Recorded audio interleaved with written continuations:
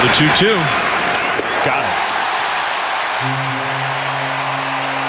Jeff Hoffman comes in and strikes out the side to finish off a shutout win. Only the 7th time since the Giants came to San Francisco a long time ago that they had that many hits and did not score. Ooh, hello there. That is not the kind of history you want to be making if you're the San Francisco Giants. Dave Fleming on the call there for NBC Sports Net Bay Area. Giants falling to the Blue Jays 4-0 last night. I'm so upset. Thank you, Nick in San Jose. I am also upset. Fun fact, Nick in San Jose, big Dodger fan. Who'da thunk? But yeah, a rough one for the Giants last night. Sam Lubman here with the Orange and Black Weekend Wrap alongside my co-host Dan Devone. And Dan, 11 hits and no runs. You got to go back to August 24th of 1959, year 2 in San Francisco. Candlestick wasn't even open yet. They were playing at Seal Stadium that year. That's how far back you have to go to find a time when the Giants got 11 hits and 0 runs. 0 for 9 with runners in scoring position last night. 7 left on base. Oh, and by the way, Justin Verlander got roughed up as well. If you're looking for a positive, though, Rafi Devers, 2 hits. All right, I'll take that. But no, that was, the baseball second half, the post-All-Star break second half started last night, and someone clearly forgot to tell the Giants that. You would think after 4 days off and knowing what this team has to do and with everything that's in front of them that you would get a better performance than that.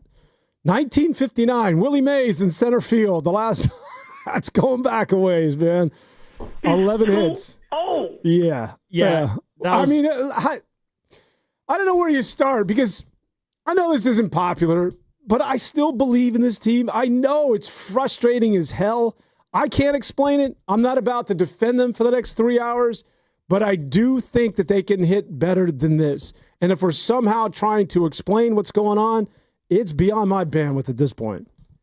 Yeah, and I think it's, again, this team is still within playoff contention here. I believe they're still 6 games above 500 as I have the standings in front of me right now. They are 52-46, still 6 games out.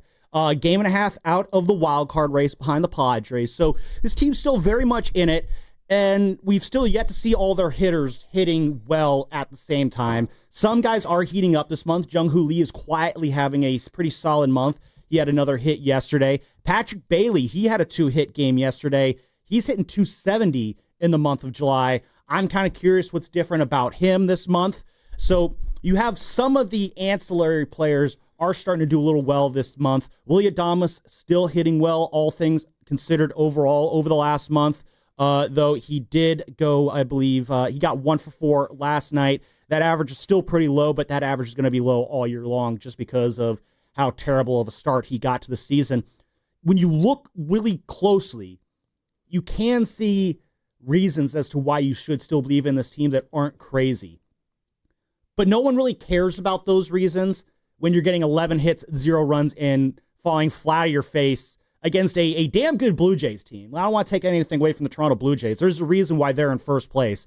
They play the game very well. That 4-run rally they had last night, just single, double, single, double. Like, that was some just very good, consistent contact hitting that the Blue Jays had last night. And I hate saying this, but gotta tip your cap to Chris Bassett. Pitched a hell of a game last night. He got into the 7th inning there, goes 6 1/3. Did give up the 10 hits, but he was able to limit the damage. He got some big double plays when he needed to, got some big strikeouts when he needed to. And shout out to him, Brendan Little. He came in the 7th inning when got things in trouble there, had a couple guys on base, gets 2 big strikeouts on Mike Yastrzemski and Elliot Ramos to end the threat in the 7th and strand Rafael Devers on deck. The Blue Jays just executed on Giants a night with stranded a runner last night? They stranded 7 of them. It's insane, Dan. I don't understand how a team like the Giants, which they are a good team, not a great team, but think how much better they could be with just a smidge of better situational hitting. Because simply put, this offense is not good enough to just win games by outscoring other teams. This is a team that is built very much like those early 2010s teams. They're built on pitching, and they're built on defense, and they're built on getting the key hit when you need it the most.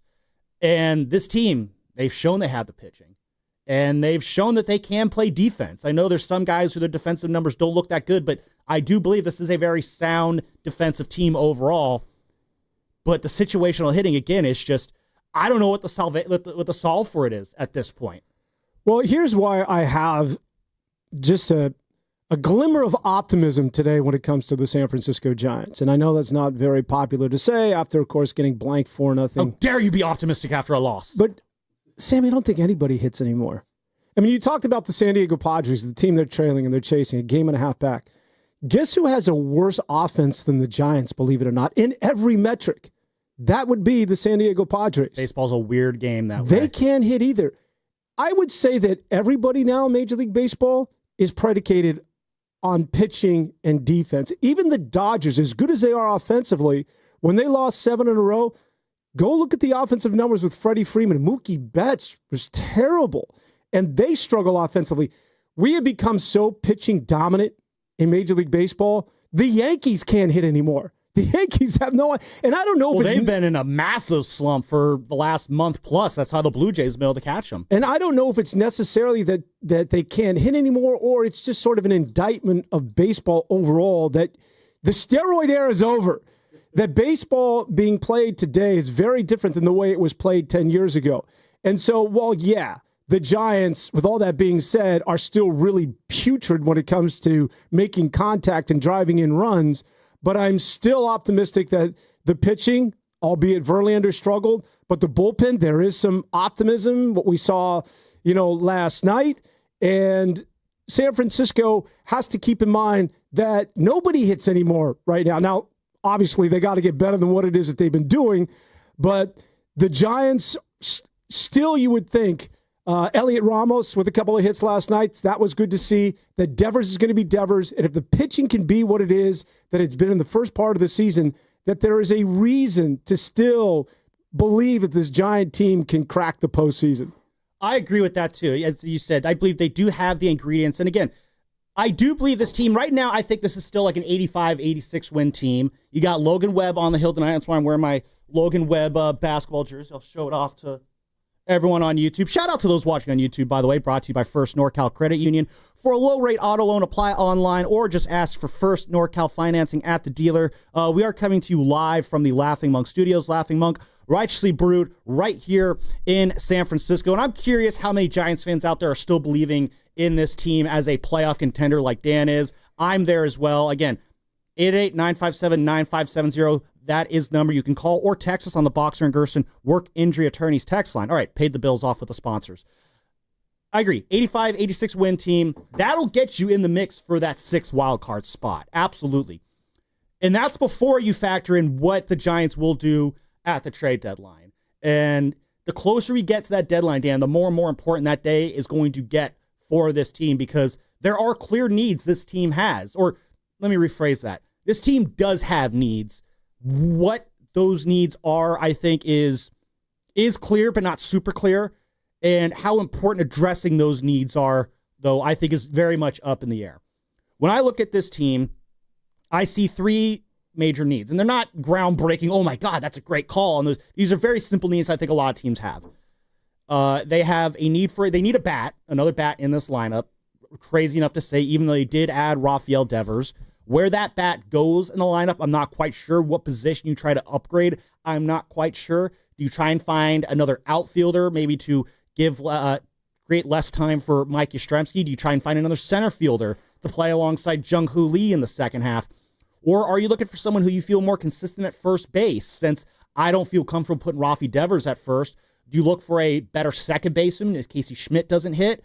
Or are you looking behind the plate? Again, Patrick Bailey could be taking that lead off the table the way he's hitting this month. Starting pitching, everyone needs starting pitching. I looked through some names last night. We can get into those later on. And then, of course, there's bullpen help. Another thing that everyone in the league needs. Eric Miller, he's out for the count right now, left elbow sprain. I heard Buster Posey the other day. He believes that they caught it early enough that Eric Miller won't need a substantial IL stint, or the dreaded TJ word. I don't want to say it. Just for bad luck. He's already started his rehab. Okay, well, that's good. So that's a good sign there. But when you see UCL, when you see elbow sprain in a pitcher, it's hard not to go to the worst case scenario. So all in all, Patrick Bailey could take away the catcher need. They brought in a guy last night, Matt Gage, who had a pretty good debut for the Giants. He's a lefty journeyman out of the minor league, spent some time in Toronto and Detroit, originally drafted by the Giants, actually. And he wears the number 93. My guess is because that's the year he was born, February of 93. I'm looking at his page right now. And his baseball his Fangraphs page, actually, as I'm looking at, this might be a bad sign. Matt Gage, they have the little picture of every player on their stats pages. They got Matt Gage wearing a Dodger hat on his Fangraph page for the Giants. So that might not be a good omen there. I'm being dead serious there, Fitz. He has got a Dodger. I'm looking at it right now. So can Matt Gage take the need for a lefty reliever off the table for the Giants? Can Patrick Bailey take the need for a hitting catcher off the table for the Giants? And that would allow them to focus their efforts purely on the starting pitching front. And that kind of leads us into our favorite conversation we seem to have on this show, Dan, you and I. It's time for everyone's favorite game. What do you do with Justin Verlander? Yay! Ba-ba-ba-da-ba. But again, it seems every week we're asking this exact same question. Another rough night from Verlander last night. Gives up 4 runs, 2 2/3 innings. And Dan, this is the guy who last week he said he was throwing stuff at the wall. He had an entire all-star break to throw more stuff at the wall. The problem is he's throwing stuff on the wall, but the stuff he's throwing at the wall is getting hit back right at him. So it's not really working there. It's just, I can't even ask the question what you do with him as I ask that question because it's just, we're spinning in circles at this point. Well, he has to stay as a starter because you don't have anybody at this point to replace him unless you're going to go get a pitcher at the deadline. So he's going to get a couple of more starts. As far as what it is that they do at the vaunted deadline, I don't know if I'm addressing hitting as much as pitching. Now, I know the pitching's been good, but at some point, I do think that you have to go a little bit deeper. And the innings amassed by that of Logan Webb and Robbie Ray are amongst the most in Major League Baseball. I want to see the top 10. So, and knock on wood, this ever happens, but if they miss a start or if these guys get hurt, where are the Giants then? San Francisco, I do think, and Landon Roop's been really good.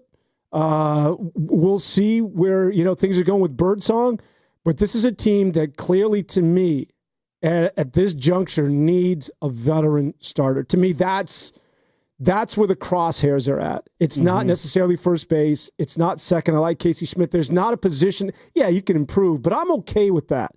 Because, again, I think in today's baseball, you just need to hit enough. You need to go out and get a veteran pitcher to bolster that staff and to keep your eye on the postseason. And if there's somebody that you can get, I don't know, where's Aroldis Chapman? He's in Boston. Granted, you need a left-handed reliever. And now Boston's beginning to win. That's the hottest team in baseball, so you're not getting anybody from Boston anymore. But to me, that's what it is that I'm doing at the deadline, is that I need pitching help. I agree with that, because when you look at the other options, you bring up a good point. If you're not going to go with Verlander, then who? I think if you want to go internally, my first thought is a guy who pitched pretty well last night, Tristan Beck, who went 4 1/3 innings, gave up 1 hit. I think he retired the first 12, 13 batters that he faced last night. He really settled things down for the Giants. And, Fleming and Javier Lopez, they were talking about in that 3rd inning. This was a horrible start for the Giants on this road trip. And in the second half, when you see Verlander get lit up that early and you got to go to your bullpen right away, you're thinking first game, again, granted, it's a 6-game road trip, and you do have an off day between your Wednesday game in Atlanta and your Friday night game against New York this next upcoming week. But credit to Tristan Beck, who gobbled up a lot of innings last night and really did a great job preserving that bullpen. I don't think he's a starter per se, but if you want to find just a temporary stopgap option, why not try Tristan Beck out for a couple starts or two, see if he can give you 3-4 innings to start the game. Granted, that's not a full start. You probably want a little bit more from your starter. It's not ideal, but I would rather have Tristan Beck go out and get me 3 to 4 solid innings rather than see what Justin Verlander can do right now. I would say to that, that we're regressing back to Farhan and the openers. I know, exactly. And I think that you need a starter. So if it's not Beck, go get a veteran who can give you not 2 or 3 innings, but maybe 5 or 6. Although he was really good last night, and he's really good, hopefully, in that role. The question just becomes, who is the veteran pitcher that you can go out and sort of put at the back end of that rotation? Again, we're hoping that nothing happens to Logan Webb and Robbie Ray, but... Oh, well, then everything's screwed. I mean, again, when I look, I don't know if you can bring this up, Post, in terms of innings, these two have as many innings as anybody in baseball, so they've amassed a lot. And the wear and tear, and it's just, look, it's pitching. At some point, you might miss a start. You may go down with a subtle injury. So San Francisco has to be prepared. To me, my focus, again, is on pitching, and it's starting pitching and then finding somebody who's a left-handed arm that can replace Eric Miller, who's going to be gone for another month. Logan Webb is second in Major League Baseball in innings with 125 and two-thirds, and Robbie Ray is ninth with 119. It's a lot. Webb, again, yeah, that 125, second in baseball, first in the National League. So, yeah, they're gobbling innings up. Landon Roop, he's at 96 innings for the year, and I believe his professional career high is around 100 innings, so he's about to hit, I don't want to say an innings cap because that implies that they're going to want to roll him back at some point, but he's about to blow through a career high in innings. He's going to be in uncharted territory. And then you got Hayden Birdsong. He's at 65 innings on the year. Again, I believe his career high professionally is also around that 100, 110 range. And he is fighting his own command battle right now. He's going to be the 5th starter coming out of the break here, so he's going to be pitching in that Tuesday night game in Atlanta. That'll be his first chance to get back on the mound and try and right the ship on his season, because we've seen how good Birdsong can be. Dan, you've spoken very glowingly about him. You liked him a lot more than Kyle Harrison back when we had those two pitchers to compare there. So I don't know what you're getting out of him. Landon Roop, I think he's a mystery. And again, we're talking about internal options here. I'll get to some external options in a minute. But you look at your minor league options. Carson Seymour, he's pitching pretty well, 4-8 with a 3.86 ERA. I know that record isn't very good. The ERA does look a little bit better. I want the other Carson. Well, which one? There's Carson Ragsdale and there's Carson Wisenhunt. I'm going Wisenhunt if somebody's coming up. Who's 8-5, but he's got a 4.50 ERA over 94 innings, giving up 97 hits in that time. He has got 82 strikeouts to 28 walks, though, so his command's pretty good. But opposing teams are hitting 272 against him. That's in the pitching-friendly PCL. I mean, again, any of those guys you go to, well, you can go to Carson Ragsdale, who's sporting a 5.18 ERA down in AAA.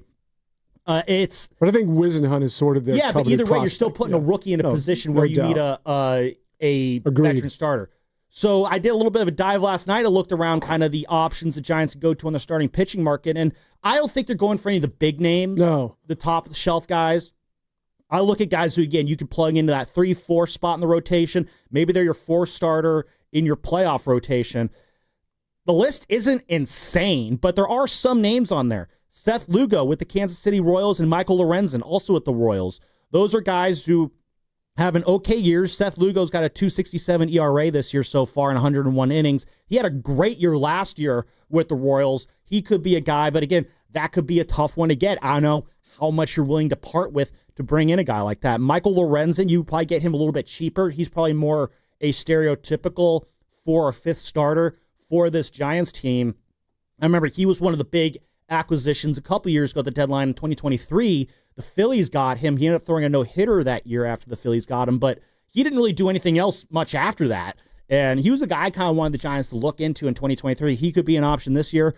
Another Kansas City Royal, I guess we're just going to raid the Royals, is Michael Wacha. We all remember him. Waka Waka gave up that home run to Travis Ishikawa in 2014 for the Giants to clinch the pennant. He is 4-9 this year, getting terrible run support. I mean, you think that Justin Verlander gets bad run support. Michael Waka's gotten even worse run support and more innings, still sporting a 3.74 ERA. These are, again, solid mid to back end of the rotation options that the Giants could be looking into that you might not have to break the prospect bank open for in order to get. The only downside, though, Dan, is that there are so many teams in playoff contention right now. There are so many teams that are a hot week away from getting into playoff contention that everyone and their brother is going to be banging down the door on some of these seller teams trying to get these starting pitchers. The competition to get these guys is going to be so fierce. And bullpen help. That's what every team right now that is contending is looking at starting pitching and bullpen, and not necessarily in that order, which is why while San Francisco has some needs with the injury to Miller is untimely, I don't think they're in as desperate a situation as a lot of other teams in Major League Baseball. San Francisco does need somebody on the back end of that rotation. There's a list of names, but I do think that San Francisco is going to make a move. And if we've learned nothing else from that of Buster Posey is that he's aggressive, and I like that about him. Yeah. And if he's going to pull the trigger on Rafi Devers in June, I'm willing to bet that when it comes to the trade deadline, he's going to make this team better. Now, who is it that he's going to give up? I think also sort of lends to an interesting conversation. I don't think that Luciano as well as Matos are long for the San Francisco Giants. And I wouldn't be surprised, depending on who it is that they get back, if those two guys are gone at the deadline. If not both, one or the other. And the reason why I say that, Sammy, is that they're both out of options. And that's something you have to take into account, which means that next year, Matos and Luciano, if they're not with the parent club, you got to trade them. So you may as well do it now. I don't know what you're going to get in return for either one of those guys, but to me, they become trade commodities now more than ever. I totally agree with you. I think when Marco Luciano came back this year, he's kind of, here's this guy's name. I'm 20 minutes back from my vacation. I'm going to bring it up. Jonathan Kuminga. There's a Kuminga quality to Marco Luciano, and just where it feels like his entire journey with this team has just been so mismanaged. I do believe that the Giants under Farhan Zaidi absolutely botched the final stages of Marco Luciano's development. They tried to shove him into the shortstop position that he was not ready for, and they tried to set him up for opportunities and then took those opportunities away from him before he could utilize them. Case in point, I look at what happened last year when they traded away Jorge Soler to open up DH at-bats for him, but then immediately jammed Gerard Encarnacion in the DH spot. They clearly had no idea what they wanted to do with Marco Luciano. He suffered for it. This year, he's hitting pretty well. He's got 19 home runs and 227 down in Sacramento right now. Striking out still a little too much for my liking, but he is your best trade chip right now. He's 23. And there is a lot of growing room for him. There is still a lot that whatever team that acquires him can work with and utilize to turn him into a good baseball player. The problem is, though, sorry, Dan, the problem is that you're going to be trading him when his value is, I think, not as high as it could have been. You're not selling low, but you're not selling high either. And so you're probably going to have to include him. You're probably going to have to include Matos. Honestly, you might have to include a Carson Whisenhunt or a Josar de Jesus Gonzalez, who is 17 years old down rookie ball. Hopefully the Giants hold on to him. Johnny Level, I'm just looking at the Giants' top prospects right now. You might have to part with one of your top 5, 6 top prospects. Yeah, I can't do that. See, there's only one prospect, and after giving up Kyle Harrison, I can't do that again this year. Well, see, I don't know if I want to give up a lot of the pitching, but you might not have a choice because, and again, I don't want to play this game of clutching prospects. We did this a couple of years ago when Juan Soto was on the trade market, and there's this whole argument at the station. Would you build a trade package around Kyle Harrison for Juan Soto? And a lot of people at this station, when I say a lot of people, I mean myself and Willard, we were saying, no, you don't do that trade because you need a guy like Kyle Harrison, who at the time was the top-ranked lefty prospect in baseball.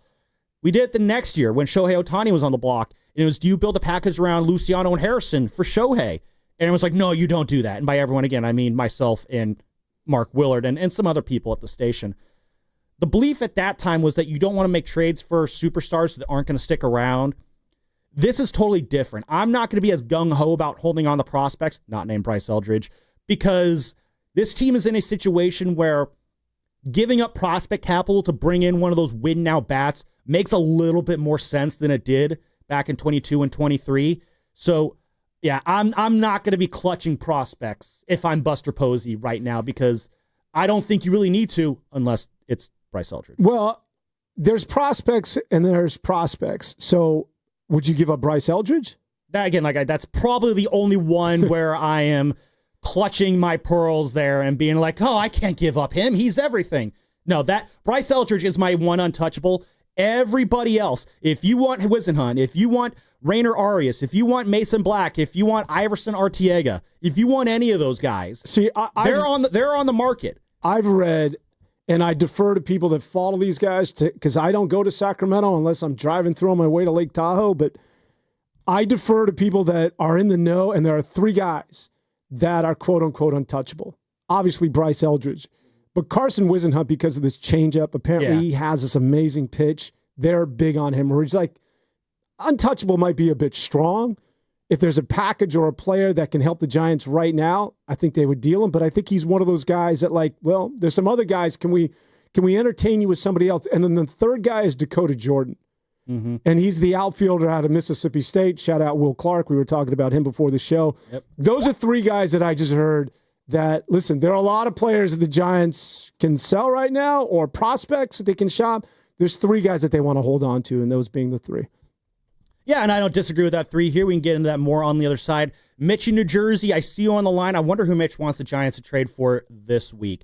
Mitch in New Jersey, I think he was on the Bo Bichette bandwagon at one point too. So maybe 2 weeks in a row. There you go. Okay, so maybe we're going to hear another Bo Bichette. Bo Bichette looking really good for the Blue Jays right now. So we'll get to Mitch on the other side. We're also going to hear from Justin Verlander on the other side, hear what he had to say about his start last night. And then at 10 o'clock, Alex Pavlovich, Giants insider for NBC Sports Bay Area. He was hosting pre- and post-game last night. I believe he is hosting throughout the weekend. He's got his book, The Franchise. We'll ask him about that as well. He'll be joining us at 11 o'clock. So a lot of stuff to get into here, Verlander. And the big question I have for today is, with the second half starting, who has to be the Giants MVP in the second half if they want to make the playoffs? That's the question I have for Giants fans today. 888-957-9570 is the number to call or text on the Boxer and Gersten Work Injury Attorneys text line. More Giants talk and your calls coming up, brought to you by Fremont Bank. Here for you, here for good. Gucci!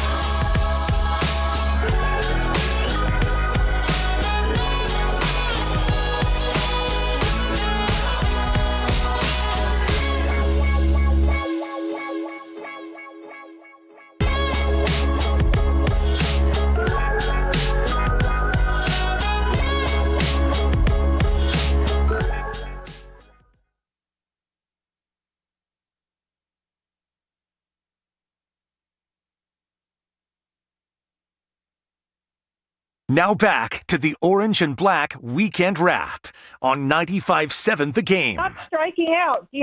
Advance the runner. Gee whiz. I want Jan to be the Giants' new hitting coach. She knows what's up. Oh, who cares? Do we have any Coldplay songs we can do any rejoins with?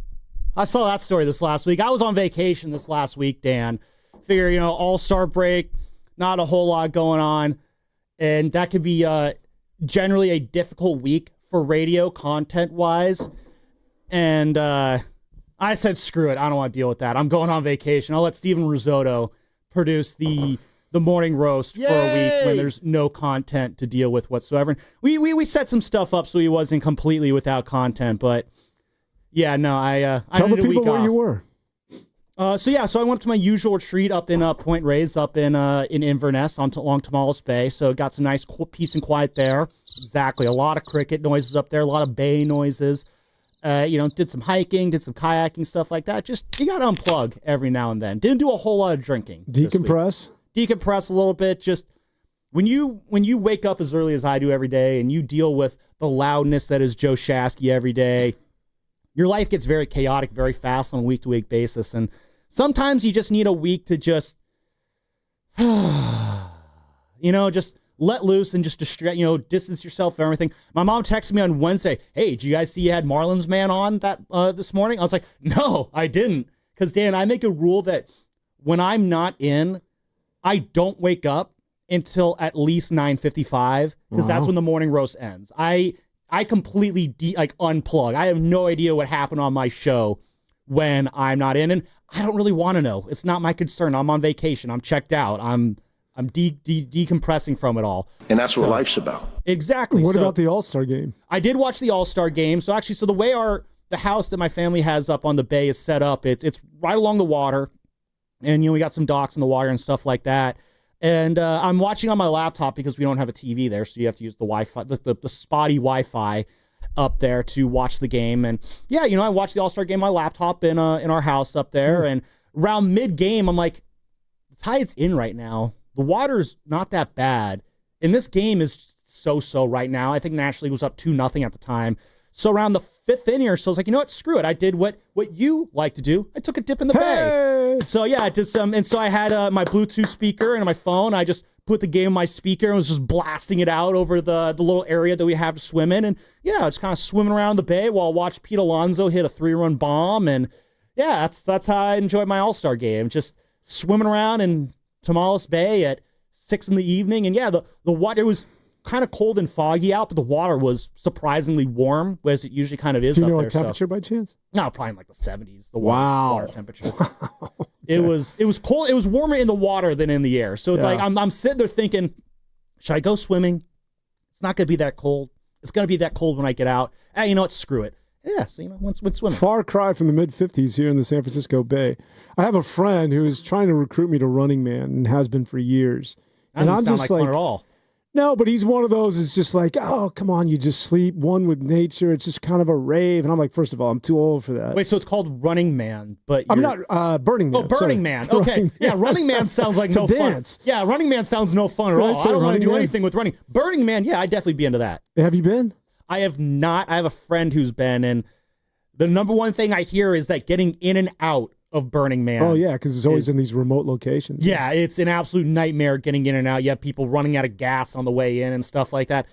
I would always like to do Burning Man. I just don't want to plan it. If someone's going, it's like, hey, we have an extra spot, come with. Yeah, I'm all in. But that just sounds like a nightmare event to play. It originated here in San Francisco.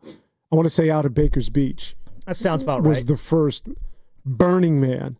I just told him, hey, listen, man, I need indoor-outdoor plumbing at this point, man. I'm not sleeping one with the stars. That's just not me. Your camping days are over? Yeah, no, I never was a big... You seem like someone who could be one with nature and survive off the land. Yeah, no, I got my wilderness survival merit badge. I need room service. Yeah. No, well, I was Let's go cover it. I was an Eagle Scout, so I got all that stuff out pretty early on. I am an Eagle Scout. I still am. It's not something they take away from you. But yeah, so in Boy Scout, I got a lot of my camping done. I'm still down for it every now and then. It's just, again, it is the planning of it. Planning a camping trip. A couple of years ago, a girl who I was with I was dating at the time, we took a camping trip down to shout out Allie. Not Allie, it was the one before Allie. Sorry, this one, her name was Stephanie. We did a camping trip down in Death Valley for my birthday in December, which is the best time to go to Death Valley, by the way, because it's not 130 degrees. And the planning for that trip, because you got to have everything that you need on you, obviously, because you're such a remote place out there in the desert. If you forgot something, you're screwed. I mean, bring it on, man. And exactly, Jan. Planning that trip was not fun. It was stressful putting everything together because I could be a very regimented planner. She was not a regimented planner. It was not fun planning for that trip. Once the trip was on, though, it was a fun trip. But making it happen, very, very frustrating. You strike me as a very type A sort of person. Well, because I've been camping so much that I know that if you forget something, it's going to ruin your trip. Like, you literally got to bring everything out there. So being prepared, so I get very, very anal about that. Oh, understood. I have a sort of unrelated, but I have a friend who has a startup that's quite successful. Well, it's gaining traction. And what they did is they created a very state-of-the-art modern porta potty. Ooh. So when you think of the porta potties at Burning Man or just your typical porta potties at a sort of big sporting event, those things are always dreadful, right? Especially for women. And they've created this porta potty. They just got the Los Angeles contract for that at the upcoming Olympics and World Cup. So shout out to them. I don't know how we went down this hole. Speaking of the All-Star game, if we can just take sort of a little sort of a side route here, but your thoughts on the swing off. And of course, you knew at least one San Francisco Giant pitcher was going to give up a home run. Yeah, no, as is tradition, Logan Webb, he had a nice, clean, boring third inning. I think he threw 11 pitches, and they're swung at all of them. But there was one point where Dave Roberts came out with 2 outs. I thought he was going to make a pitching change, and I was going to be livid. Like, are you kidding me? A Dodger manager is going to take a Giant pitcher out? What are we doing here? He wanted to give Freddie Freeman his due as he took him off the field for Matt Olson, so I was okay with that. Glad Logan got to do his full inning. Glad it went off without any issue. Yeah, Randy Rodriguez, you are officially a San Francisco Giants all-star pitcher. Right up there with Stu Miller, right up there with Atlee Hammaker, right up there with Rick Russell, right up there with Tim Lincecum, right up there with Johnny Cueto, right up there with Will Smith, right up there with Logan Webb last year.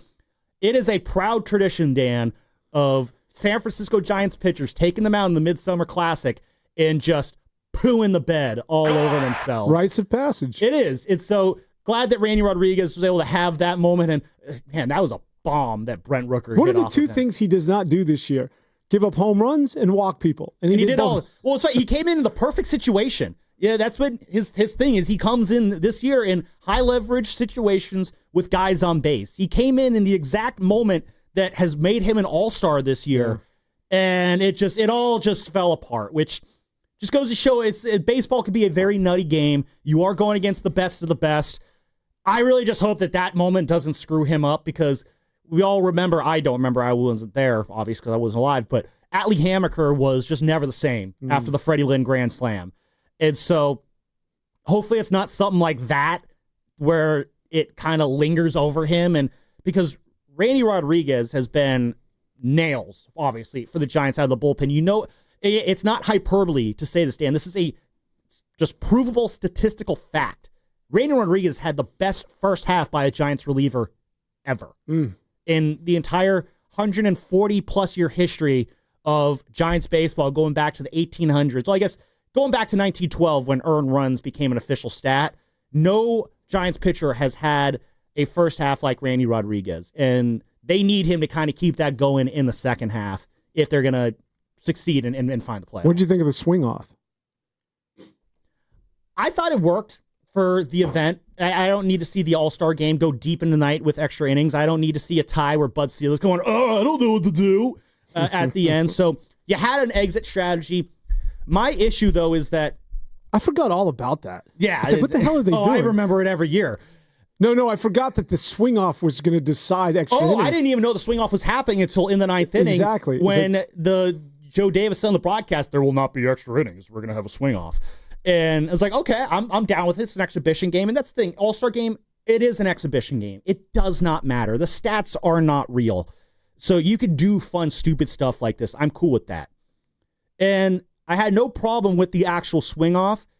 The issue I had, it's like, on a night when Major League Baseball is supposed to use the All-Star game to showcase its greatest talent, It's all about putting the stars, the biggest stars on there. That's why Fernando Tatis Jr. is in the All-Star game and not Elliot Ramos. People want to see Tatis Jr. They don't want to see Elliot Ramos. That's why Jacob Mizorowski was in the All-Star game, because this is this new, exciting, electric picture. We need to show him off, and he pitched a hell of an 8th inning and showed why he was on that roster. So when the whole name of the game is, what can we do to showcase baseball's best talent? When you have the big swing-off come, let's have Kyle Stowers and Jose Aranda up there swinging. We don't, not Shohei Ohtani or Aaron Judge, because they have left the building already, which, who would have bet that was going to happen? Shohei betting on games. But I had issue with that. I had issue with the fact that we had a bunch of, I don't want to disrespect these guys, but Aranda, Stowers, what are we doing here? Kyle Schwarber made sense. Yeah. Pete Alonso made sense. Who are the other guys that went for the American League? I can't even remember. I can't even remember either. I got to double check on that. Yeah. Exactly. So, whatever. The National League won, which I'm happy for. I'm a fan of National League Baseball. Could that ever come? Would you ever want to see a swing-off determine a regular season game? I thought about I got to be honest with you. It sounded hokey, but it worked. It worked. So, I don't know. Probably not. But there was, I was captivated. And I think Major League Baseball did a good job. I'm sort of going back and forth with, for an all-star game, it's perfect. But I'm curious your thoughts on miking up players during games. See, I feel like for some guys, it makes sense. Like, if you want to mic up the shortstop or the outfielder, that makes sense. Really? But in the first inning, yeah, because, we've seen it in national TV games, too. I think they mic'd up Willie Adames during that Sunday night game for the Giants and the Dodgers. Yeah. That's fine because, especially if you're an outfielder, and I hate saying this because I don't want to diminish what baseball players do, but if you're like a left fielder, for example, most plays you're not really doing anything. If there's a ground ball to first base, left fielders, you're chilling. And I remember a couple years ago, they mic'd up Julio Rodriguez in the outfield for the All-Star game, and there's a ball hit to him. He's like, I got to go catch this. And he catches it. You hear him, the rustling of his jersey and chains or whatever.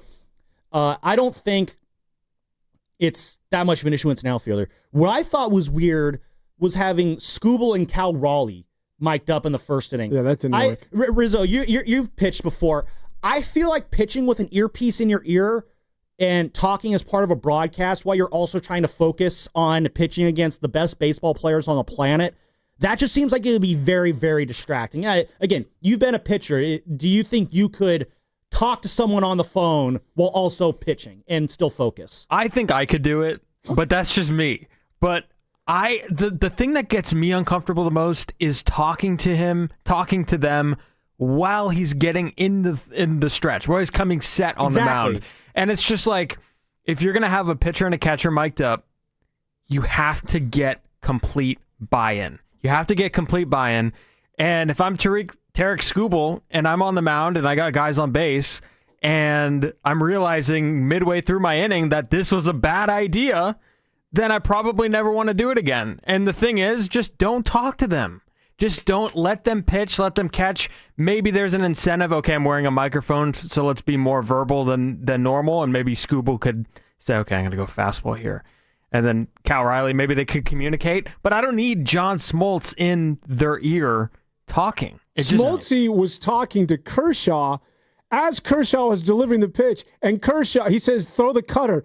Kershaw is releasing the ball and says, Smoltz, I don't throw that pitch. And he struck somebody literally while he's throwing the pitch. He's having a conversation that's with just Smoltz. Stupid impressive there from Kershaw. And Kershaw had complete buy-in. So, that's where I'm fine with it. But if you're going with a guy who, oh, yeah, sure, I'll wear it. No, it's got to be somebody that's like, yeah, let's do it. I'm wearing this microphone. The part I didn't get is, again, Cal Raleigh's in the squat there. And Joe Dibs like, Cal, Tarek, we're just going to let you take this away. All right, we'll talk to each other. What are you guys going to do here? I'm thinking, so what's Cal Raleigh going to do? Like, hey, Tarek, throw a fastball here? Like, Shohei Ohtani's standing right there. Like, if he says, all right, Tarek, throw fastball, he's going to hear it. Yeah. So that part didn't make sense to me either. Kershaw, I think that's a good point you make about the buy-in there, Steven. Kershaw bought in. He was clearly having fun with it. With Tarek Skubal and Cal Raleigh, it felt very awkward and forced. You don't need to mic up pitchers. You don't need to mic up catchers. Mic up the shortstop. Mic up the first baseman. Mic up the outfielder. I'm fine with that. Well, I think it's fine for an all-star game, right? It's fun. It's innovative, and you see if it works, and it's an exhibition game at the end of the day. I have an issue when you're talking to players during the regular season, and this is what I think is going to be the end of miking up live players. It's going to happen. Somebody is going to commit a crucial error because their attention's divided. When you're talking to Willie Adames in the middle of a game against the Los Angeles Dodgers, are you kidding me? And there are still zeros on the board. There's going to be an error that is committed, and that is going to be the end of that. Oh, well, that'll be a fun one because the easy answer will be, oh, I had the announcer in my ear. That's why I screwed up. I'm kind of curious, like, how acceptable of an excuse is that going to be as well? Because you've seen guys catch balls with the announcer in their ear all the time, and they don't drop it. So the first time it does happen, I think it's going to be more like, guys have shown they can handle this. Why can't you handle it? So it'll be interesting to see how much. I think the optics are going to be so bad that it's going to reflect poorly on the network. Even if it's not the player's fault, the manager's going to be like, take that mic and shove it, where. Exactly. The minute it becomes a distraction, though, to your point, yes. I think at the end of the day, yeah, it's all fun and games until it's not. One guy I want to hear mic'd up, though, more than anything, is Mitch in New Jersey, because he's got some trade ideas, and I'm kind of curious what Mitch thought of how the All-Star game went. Mitch, I want your All-Star games first, and then we can talk about who you want to trade for. Give me your thoughts on the All-Star game. You're on the wrap. How you guys doing? I'm Dan. Stan, glad you had a good vacation. Oh, thank you very much, Mitch. I agree. Is a police officer goes on vacation, he's not watching Adam 12 to brush it up and keep fresh. You just forget. That's a good rule to live by. I should have taken that to heart 37 years at FedEx. But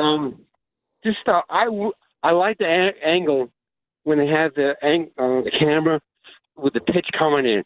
I would love to see that ball coming in. It's coming in wicked fast.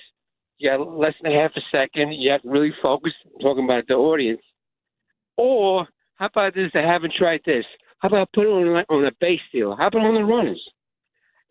Talking about that's a distraction too.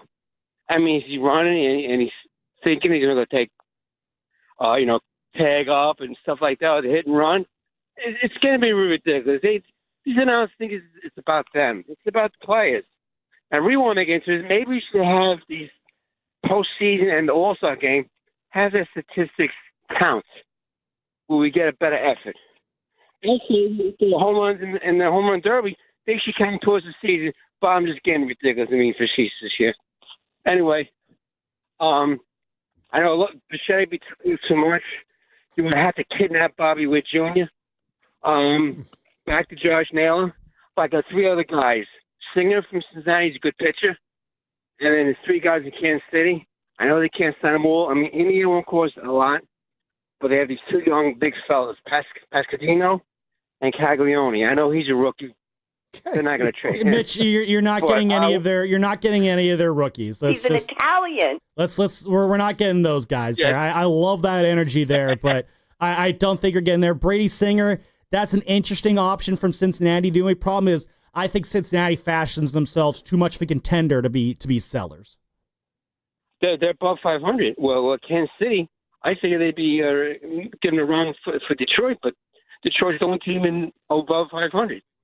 But this is definitely another pitcher, and maybe we can dangle Justin Verlander. He's playing like a JV, but he's a Hall of Famer. He is a JV. If the other four guys are doing better, you have nothing to lose by pitching Justin every 5 games. Awesome. Thanks a lot for the call there, Mitch. A lot to unpack from Mitch's call. Did you say we should go kidnap Bobby Witt Jr.? Do we really need to unpack Mitch from Jersey? That was it was like, I got to go Nicolas Cage. I have to steal the Bobby Witt Jr. That's the only option I have. That's the only way to get the Giants into the playoffs. We're going to follow the clues and steal Bobby Witt Jr. Wow. He did have some, Justin Verlander, JV. I like that. He's JV because those are his initials. Getting back onto the conversation from last night, because again, it's like I said, it's our favorite weekly dilemma. Let's bang our heads on the wall and ask the exact same question about Justin Verlander, and that's what he was doing this week. And again, he had an entire week to figure himself out and throw more bleep against the wall and see what would work. And clearly, whatever he worked on over the break did not translate. And Dan, it's getting to a point where you come up with all of these excuses for Justin Verlander. He's been screwed by the offense. He's been screwed by the bullpen. And those things are true. But if you look at just how he's pitched, let's say you give him a couple of those starts where he got screwed over by the offense. Give him a couple more runs of support in those games. Then he had a couple of games where I remember there was the Angels game and the White Sox game. Ryan Walker kind of came in. He came in and he blew it. If you give him those runs and take away those blown saves, Justin Verlander's probably 4-6 right now, but he's still got a 4.99 ERA. He's still got a FIP that's right around that same area. FIP, of course, being a very good predictive stat there, along with ERA. See, his FIP is 4.24, which is a little bit lower than his ERA, but still not very good. You could say that he's had bad BABIP luck. I disagree with that because I don't think the BABIP is that high enough to suggest that he's had bad luck. Justin Verlander has earned that 4.99 ERA that he has this year, and maybe the bad luck or any luck he might have might just be keeping him from being a 5+ ERA pitcher rather than a sub-5 ERA. But it's hard for me to look at what Justin Verlander has done this year and say, he's had some good starts. He's had some moments of bad luck. But overall, he has been a net loss for the Giants this year. And it's hard for me to really say at this point that he's pitching better than the numbers. I think he's pitched better than his record, but he's not pitched better than what his ERA would indicate. There are no really advanced side metrics or anything you can look under the hood and say, well, based on this, I actually think he's doing a lot better. And the reason I say this is because two of his bread and butter pitches when he was in his prime, Dan, just a couple years ago, the fastball and the curveball. He's still hitting 95 with that fastball, which shows the stuff is still there. But guys are hitting it.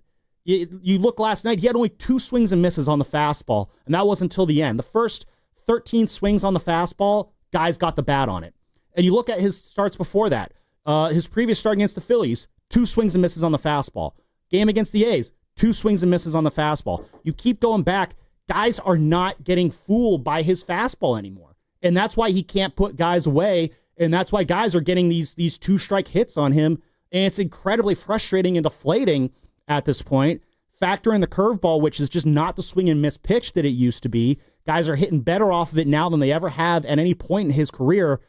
This is not a case of Justin Verlander getting screwed over by bad defense or purely by bad run support. This is just a case of a 42-year-old pitcher who I think we're seeing his pitches just don't have that life anymore. And it makes it hard for me to really sit back and bank on a second half resurgence from him.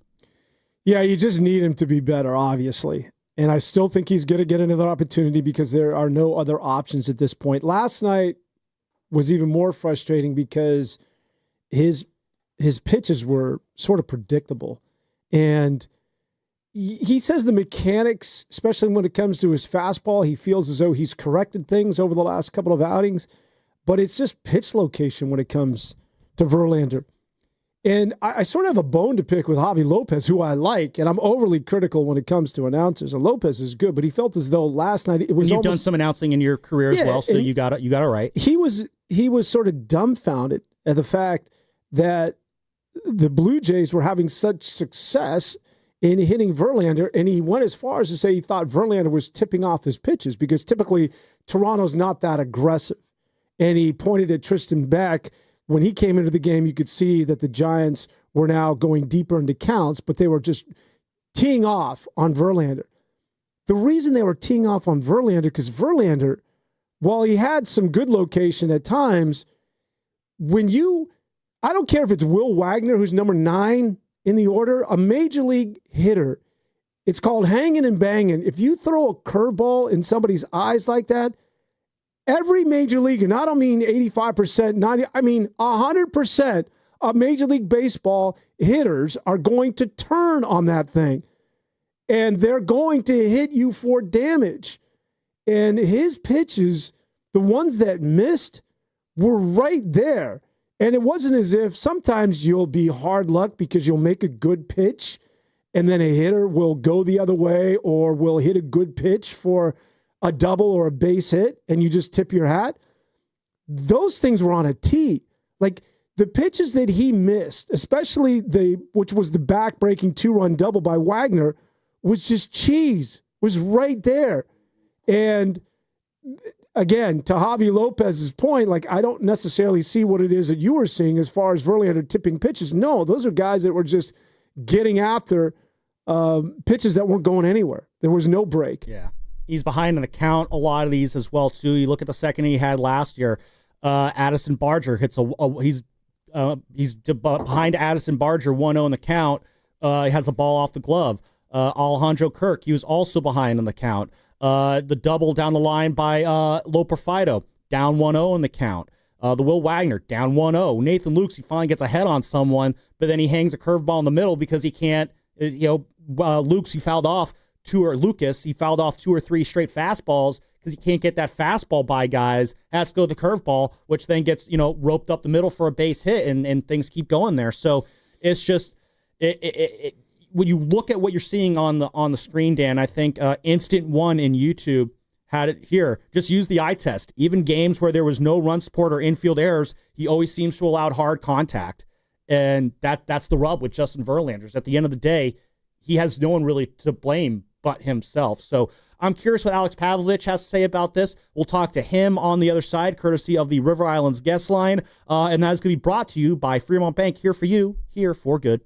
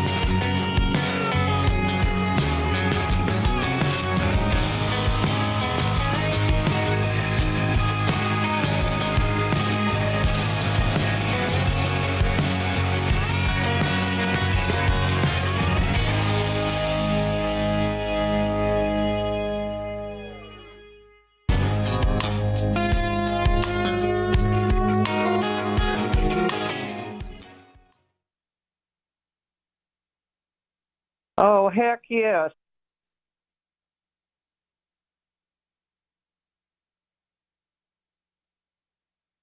Now back to the Orange and Black Weekend Wrap. The best Giants talk in the Bay on 95.7 The Game.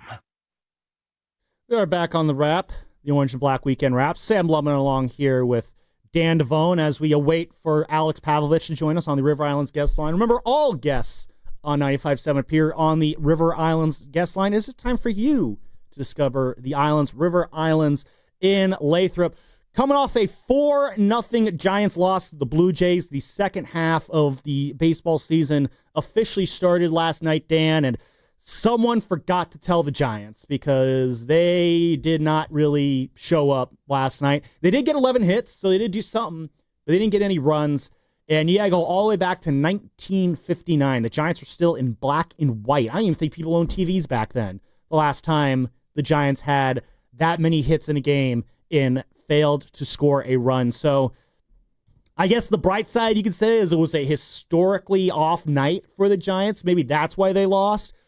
Realistically, though, it's we know what this team is like. They struggle with runners in scoring position, and I at this point, I don't know what the answer is. So, if it wasn't, we'll get to Alex in just a second, but my little nugget here is that if it wasn't for the 8-1 start, I mean, this has been a 500 baseball team, right? So they were 7 games over 500. They're currently 6 games over 500. So basically, since that first, 10 days to 2 weeks of the season, they've been playing 500 baseball. Wasn't the old adage in baseball, every team is 60 and 60. It's just what you do with those other 42 games that makes the difference. So most teams are basically playing 500 ball all year long. It's just a matter of, can you have more hot stretches than cold stretches? And for the Giants, yeah, it's been kind of a little back and forth there. So again, we're talking about what are the answers for the Giants at the runners in scoring position. Maybe our guest today, Alex Pavlovich, host of Giants pre and post game for NBC Sports Bay Area. Catch his book, The Franchise, now available on Amazon and bookstores, if bookstores are still open. He joins us courtesy of the River Islands guest line. And Pavs, yeah, last night, not the right kind of history the Giants want to make. 11 hits, no runs. Again, first time since 1959 that the Giants have done that. And at this point, I feel like I don't want to just ask the question, what's the issue with the runners in scoring position? Because I feel like we're asking that question every week. But at some point, I just don't know what you do to right the ship here in terms of the situational hitting with this team. Hey, guys. Yeah, first of all, bookstores are still open. I've discovered that in recent weeks. Oh, good to know. It's been delightful, actually, to go to some of them. I heard you guys say I don't know what the answer is, and I don't know what the answer is either. I mean, if they have their A lineup out there, they have their marquee guys at the plate quite often in these situations, and it's been – but you go back to, May 1st, they're the worst team in baseball with runners in scoring position, and at some point, I don't know what you do. It just has – it's like what Buster said a few weeks ago when they extended Bob Melvin. He was like, at some point, this comes from the clubhouse, and it's up to those guys. And if they want to go where they want to go this year, they're going to have to start getting those hits. And these are all-star caliber players in a lot of respects. These are guys who are on huge contracts in a lot of respects. So I think I would go back to what Buster said, which is comes down to the clubhouse. They need to figure it out. Hey, Alex, obviously the hitting has been a concern.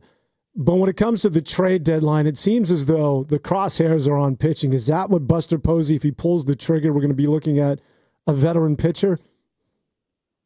I think so. I think, either helps. I'm pretty optimistic about Ryan Walker, given what we saw at the end of the first half, and I think he can be someone who helps them in the bullpen again. But you look at the rotation and the question marks with Hayden Birdsong at the end of the first half, the ongoing question marks with Justin Verlander. They traded Kyle Harrison, who was their next line of defense. Carson Wisenhunt, it's asking a lot, I think, to have him be the savior here. So I do think that would be where I would go. I would guess that's where Buster will go as well because, Buster came up on this. He knows that it's pitching and defense. He's tried to build that way. And really, there are some real questions about whether this rotation can hold up for 2 more months. Yeah, again, the reason we're talking about starting pitching, obviously, is in part because of the performance of Justin Verlander, Alex. And, well, first things first, were you surprised that Verlander was given that first start out of the All-Star break last night? No, I mean, a lot of that is just pure scheduling and, Logan and Robbie Ray, they went to the All-Star game. Logan pitched in the All-Star game, so that made it. I think a lot of that came down to what he's comfortable with and whether you want to rush him back on Friday night. And I haven't reverse engineered this, but the teams do.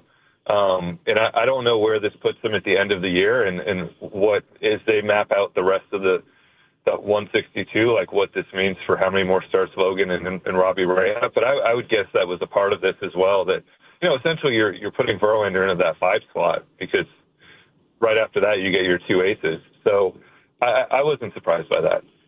And then I guess following up on that, again, another rough night for Verlander, and it's hard to really kind of look at what he's doing and say it's all been bad luck, but bad luck has been a factor here.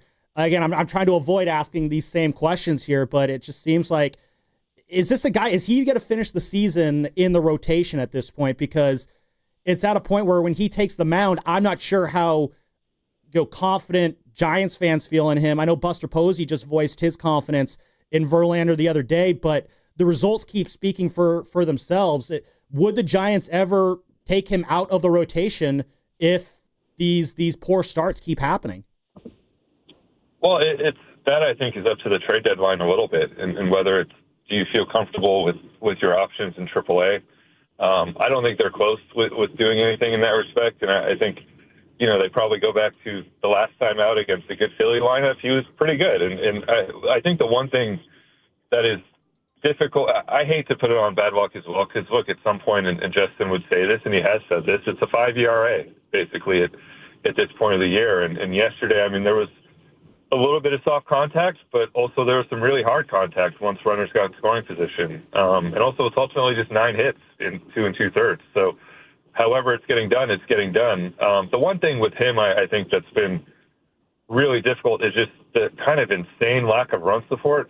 This is beyond Matt Cain. It's beyond Logan Webb. And, he's just pitching with his back against the wall at all times. And I think that probably gives him a little bit of extra rope here as they make these decisions, aside from just the fact that he's Justin Verlander and a future Hall of Famer, and they're going to be very respectful about how they handle this. But I do think there's an element of some of these games look different if someone puts the ball in the gap in the first inning yesterday and he's maybe able to pitch from ahead a little bit instead of constantly knowing he's going to go out there and literally the last 2 times out get 0 runs of support.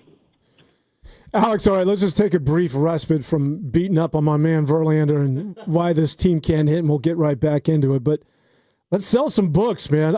The franchise, so I haven't read it, but I love stuff like the inner workings of missing out on free agents, and I'm really intrigued, and obviously missing out on Shohei and Judge. But going back to Bryce Harper, give us a bit of a tease of sort of what happened with Bryce Harper. I think we all sort of have our own idea, but I know that you were sort of behind the curtain, if you will, behind the curtain. And so just give us sort of a snippet of the Bryce Harper scenario and why the Giants missed out on the free agent at the time and according to all reports, wanted to be a San Francisco Giant.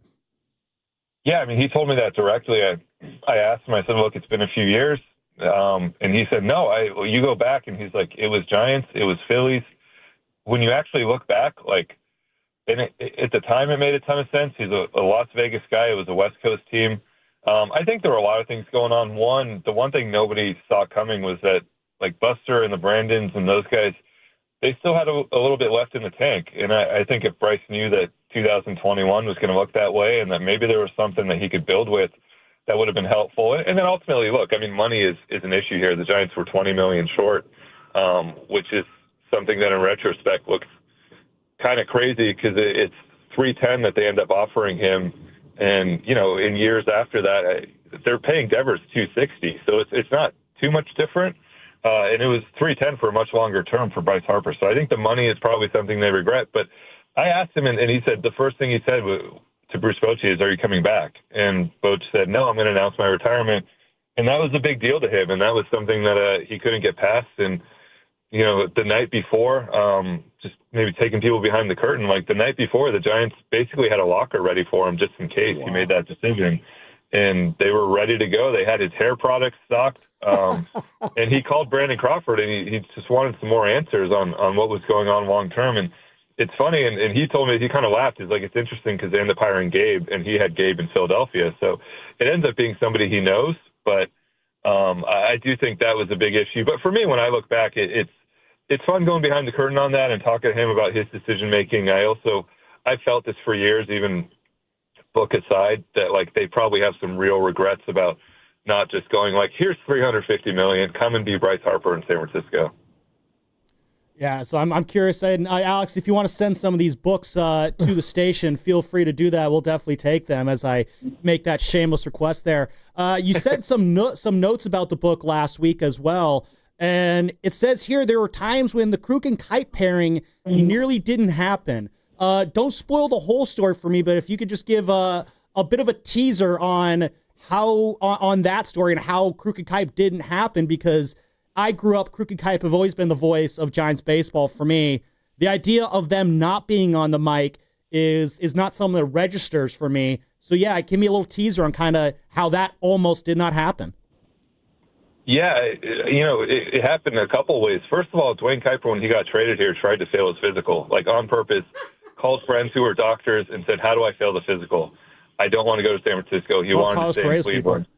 Yeah, he was ahead of his time there. So that would have been the start of it, just Dwayne Kuiper never being a San Francisco Giant. And once he got there, and the Giants, he tried, and they're like, no, we still want you. So this isn't going to work, Dwayne.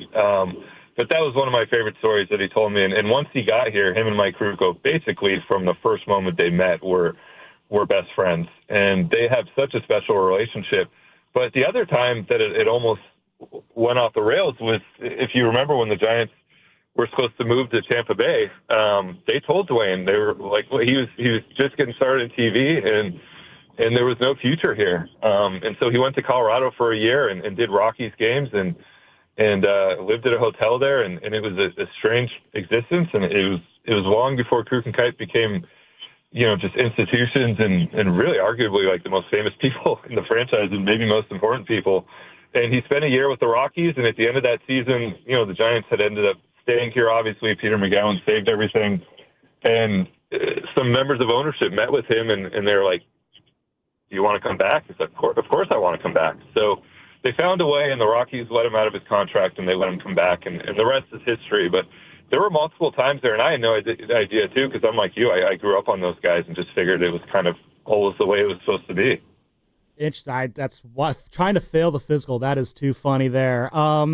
Let's love those memories, but I do want to get back into the current team that we're seeing right now. And Rafi Devers last night, I thought he looked pretty good. He had that double there in, I want to say it was the 6th inning, and he looked good. I thought when he was running into second base, I didn't see any hitch in his step there. Overall, is the week off that Devers had during the All-Star break clearly did something. What did you see from Rafi last night, and do you feel encouraged now about his health going forward? Because that's a guy who I get very nervous of health-wise in the second half of the season for the Giants. Yeah, sorry, got to cut off there. I think you asked about Rafi. Yes. How he looked last night, and if you feel optimistic about his health. Yeah, the exit velocity last night was really encouraging. I mean, 3 balls at 104 or above, and even the double play was smoked. So I think it's a place that's comfortable. He's someone they need, going back to your original question, and when it's like, what's the answer here? How can they hit with runners in scoring position? Well, it's that guy. I mean, that's the one guy who, he hasn't been part of whatever's been going on here. So he should be immune to whatever it is. And I think last night was really encouraging, and not just the fact that he smokes the ball off the wall, but just 3 at-bats there at 104 or above. Like, that's what he does. That's what he's supposed to do. And if he can stay healthy, that's what he's going to bring. Hey, Alex, I wanted to ask a question, just more in a general sense about the state of baseball right now. And, yeah, listen, the Giants are struggling and knives out. We can lean in on them. But nobody hits like they once did just a few years ago. Everybody's struggling because it's become so pitching dominant. And I heard Smoltz talking about this, John Smoltz, and he's really sort of adamant about this take, and that is that there's such an emphasis now with pitchers on every single pitch with torque and spin rate and velocity that it's almost imminent that they're going to get hurt.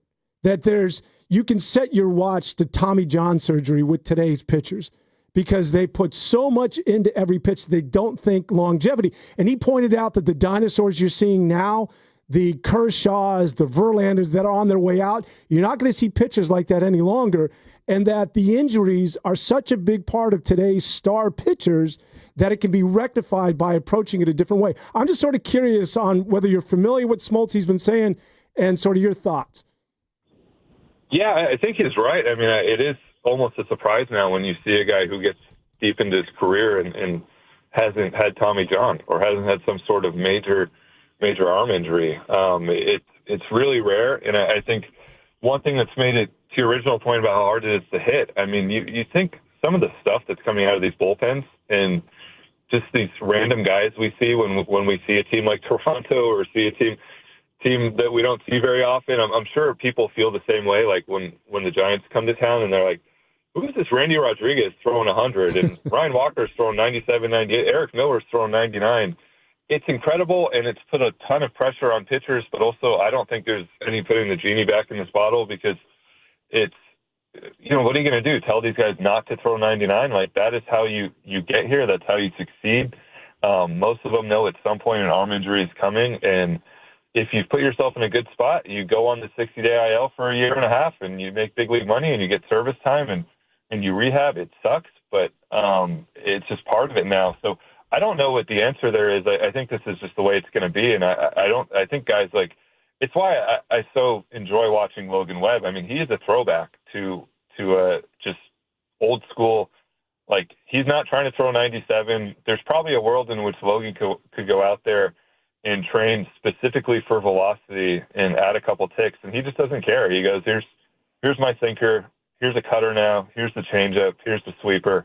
So I do think Smoltz is right. I just don't think there's anything to be done about it because you're telling guys, it's kind of like the NBA. It's everyone shoots threes now. You can't tell them not to. Like, that's where it's gone. So short of changing the rules, and I think he's maybe talked about that a little bit, but I don't love that.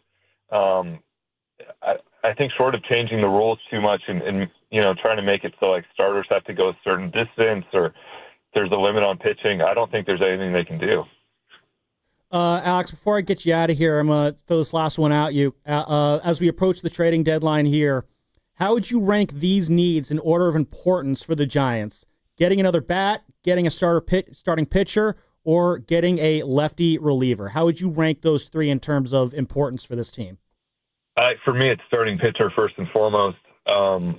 Even aside from put Verlanders start yesterday aside and put Birdsong aside, I always just feel that way. I think you always need extra help. And I know Jordan Hicks was not good, but if you just go back to the start of the year, I mean, that's two guys from their original seven who are gone in Hicks and Harrison. So there's really not a lot of depth there at this point. So that would be first.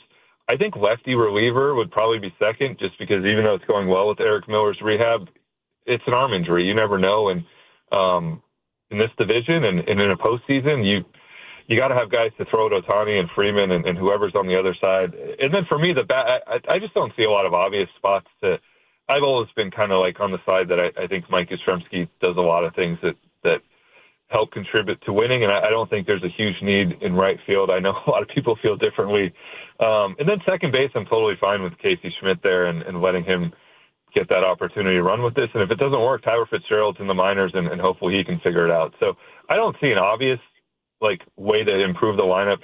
You can call names out and say, yeah, throw this guy, go get this guy. It's going to cost a lot at this point, and they traded a lot to get Devers. So whatever they feel comfortable trading at this point, I would go and add pitching. All right, Alex, thanks a lot. Really quick, Alex, a swing off to determine the end of a tie game. Are you in favor of that?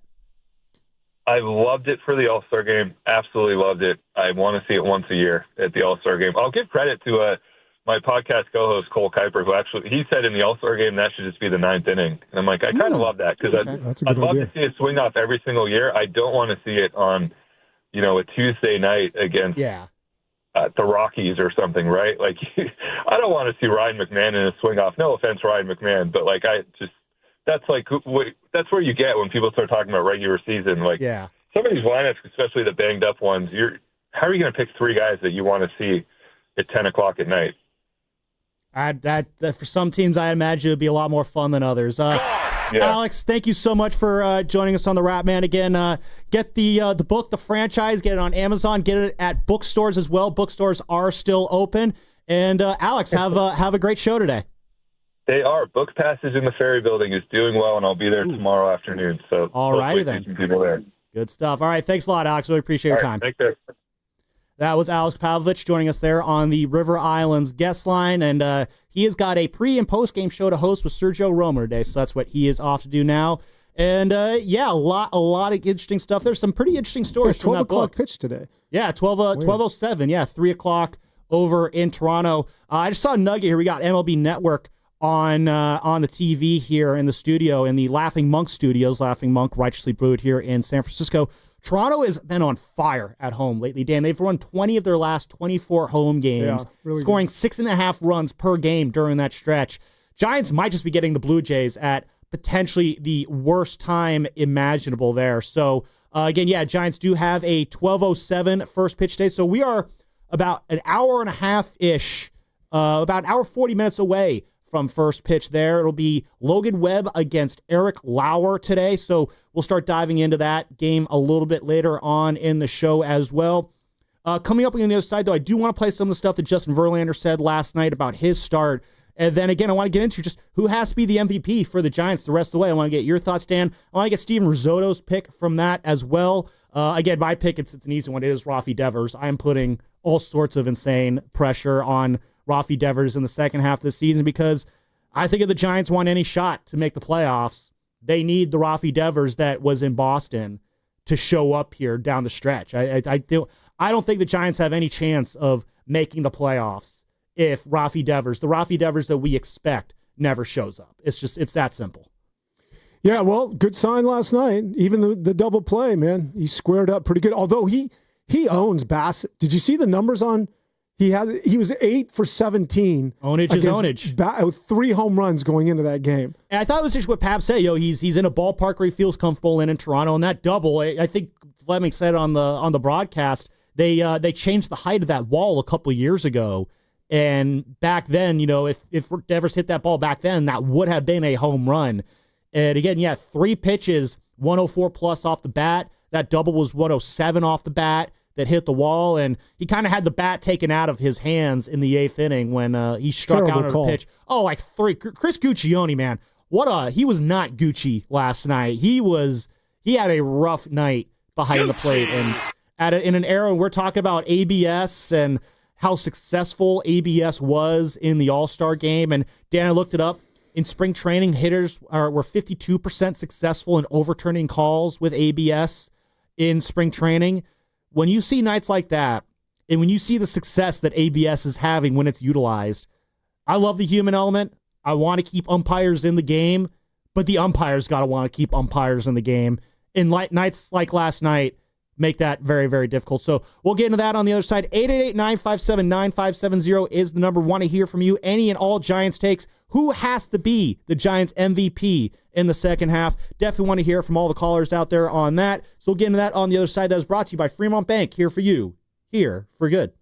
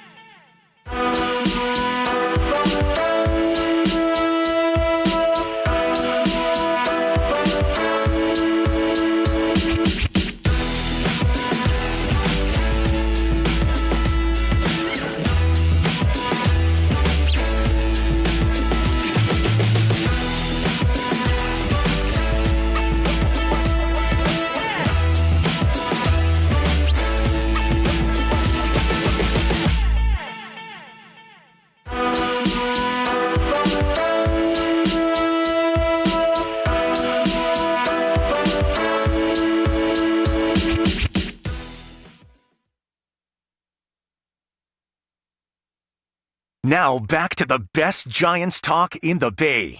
The Orange and Black Weekend Wrap on 95.7 The Game. Gonna catch me riding dirty. Gonna catch me riding dirty. You know who was riding dirty this week, Dan? Oh, that's such a great setup. Yeah. Oh, look at these two. All right, come on. You're okay? Uh-oh, what? Uh-oh. Either they're having an affair or they're just very shy. Busted. Yeah, they were riding a little dirty. Andrew, what's his name, and Kristen, who cares? Are you serious? Yeah, the CEO and HR woman, or I looked it up on Astronomer.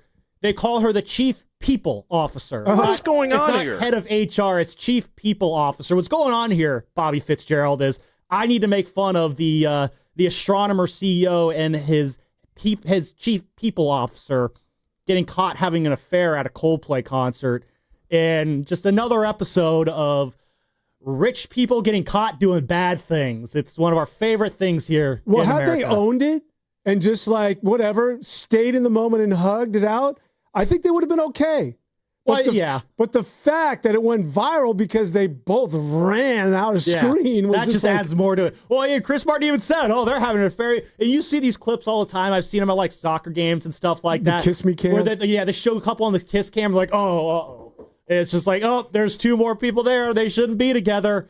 It's just, that's a good point. Yeah, if they hadn't done anything, it probably doesn't. At least doesn't go viral. And you got the Philly fanatic making fun of them now. Like, I kind of feel bad for, the original wife and the original husband of these people, because this sucks for them a lot, and they have to kind of see this embarrassment play out.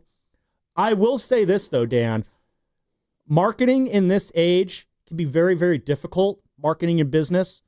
I had no idea what Astronomer was before the other day. And now I know it's a software company. I thought it was an astronomy company. I thought it was like, oh, it does something with the stars because that would make sense. No, why would that make any sense whatsoever?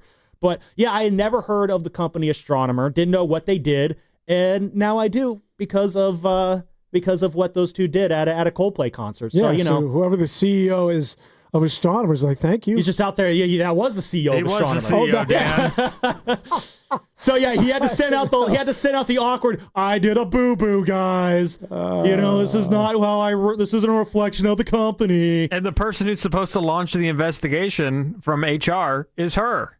So who's running the company? People officer, not HR. She's a people officer. Same thing. Yeah, it's the woke version of it. Not that I'm anti woke or anything. I did look up that she looked nothing like her picture on that website. Oh, really? Yeah. I gotta look it up. They have her, look all done up and blonde. You see her in that thing, and she just does not look anything like her. You know picture. what the wife of the CEO is thinking? Was the wife thinking? Money time! Yeah, she's I don't know how much the Astronomer CEO is worth, but yeah, when you get caught like that, you're going to be... And then I guess TMZ got some video of these two. Of course they did. Now it's some high-end scandal. It's like, these are literally just two random people from a high-end tech firm. Like, this isn't that big, but you see them canoodling at the concert ahead of time. It's just, oh, man, people, don't cheat on your wife. Well... That's a bad thing. Who knows? Maybe they're all cheating. Maybe their spouses Probably. are cheating. But I do take umbrage with just a random cam that's just going to show me in front of 35, 40,000 people.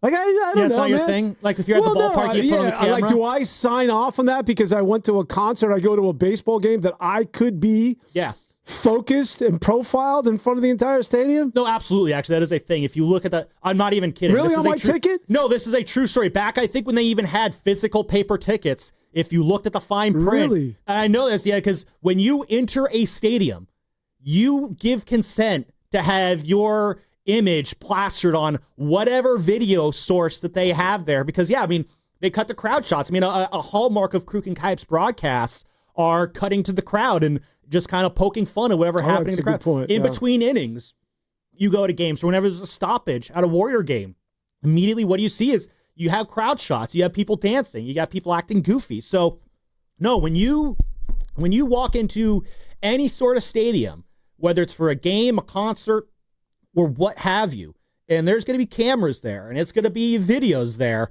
the second you walk in, by walking in, you are giving your consent to be put on any sort of screen and used in any type of way. And if you don't like it, the answer is, well, then you just don't go to those events. So I did find the privacy policy that Sam's kind of talking about. It says, quote, so a lot of teams and venues use this line. They say, quote, we may capture your image, voice, and or likeness, including through the use of CCTV cameras and or when we film or photograph you in a public location.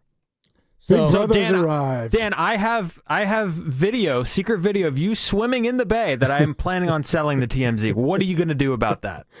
Here's what I have a Was buddy. he swimming during a Coldplay concert though?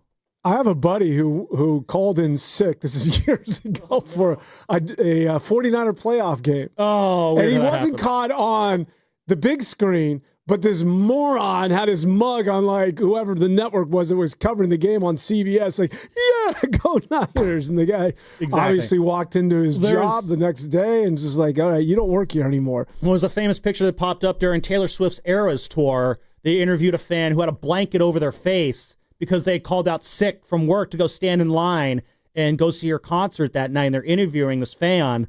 And obviously the fan didn't want their boss to know that they were cutting work for Taylor Swift, which I would absolutely do that, shamelessly. I would just say, like, hey, Nahegan, T-Swift's in town. And I can actually afford tickets this time, so I'm going to do that. But I think that there should be a new edict that if you walk into a stadium, two things. Don't put me on the big screen, and everybody, this is like the one last bastion in our society where you put away your electronics. No phones. No, you don't need to, like, capture a home run or anything. No, you're there. Watch the damn thing. Put away your phones. Put away your tablets, and don't put me on a big screen unless I agree to be on that damn big screen. It's the one place where we can get off the grid for 2 or 3 or 4 hours. Well, again, you did agree to put on the big screen. Now, maybe what teams could do is they could have, like, sections of the ballpark. Like, okay, this section is a no-camera section. So if you're going to come to a game and cheat on your significant other and don't want to be caught on the big screen, go sit in section 106 because the camera's not going to go onto that section. So you have, like, maybe you have special camera-free sections there. You imagine all the degenerates in section 106. Oh my God, Dan, do you feel comfortable being on the YouTube stream right now? Is that an issue? No, that I'm aware of. That I can He agreed to that. He consented to it. Exactly. It's part of the job description. But if I go to a baseball game and I'm throwing down a couple of beers with my buddies, I don't want to be plastered on that thing. I know some people. I can make that happen next time you go to a game. I know you do. Oh, I'm curious who it is that Steven Risotto knows.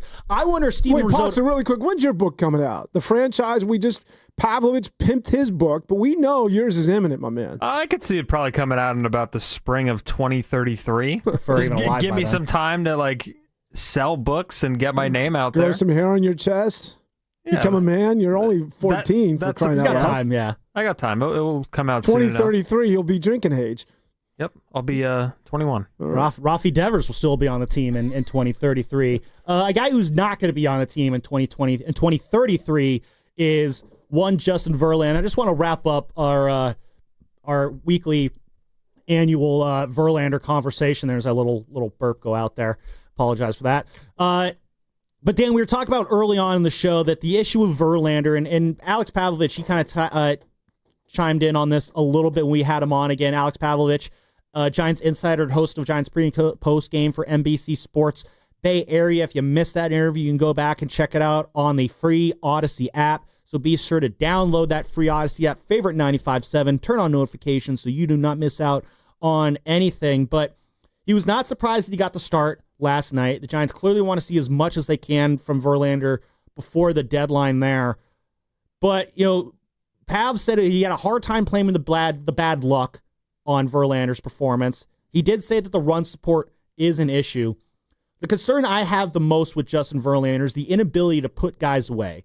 And we talked about this early on. He's not getting the swings and misses from the fastball. He's not getting the swings and misses from the curveballs, pitches that were once his bread and butter put away pitches. He's just not doing that anymore. And here is what Justin Verlander had to say about that last night after the game. I mean, these guys do a good job putting the ball in play in general as a team. So, there's not a lot of strikeouts to be had. It seemed, when I did make a good pitch and it was put in play, it found a hole, and when I didn't, they hit it hard. So, I don't know. Going into the game, I don't think 2 strike, put away strikeouts were part of the plan. So, yes, there is some credit to give to the Blue Jays hitters. They do not strike out a lot. They are a very good hitting team at home. You listen to the tone that he talks with, Dan, and when you saw him standing in the dugout once he was pulled out of the game last night, he just looks so deflated right now. Like, he looks like a man who is out of answers.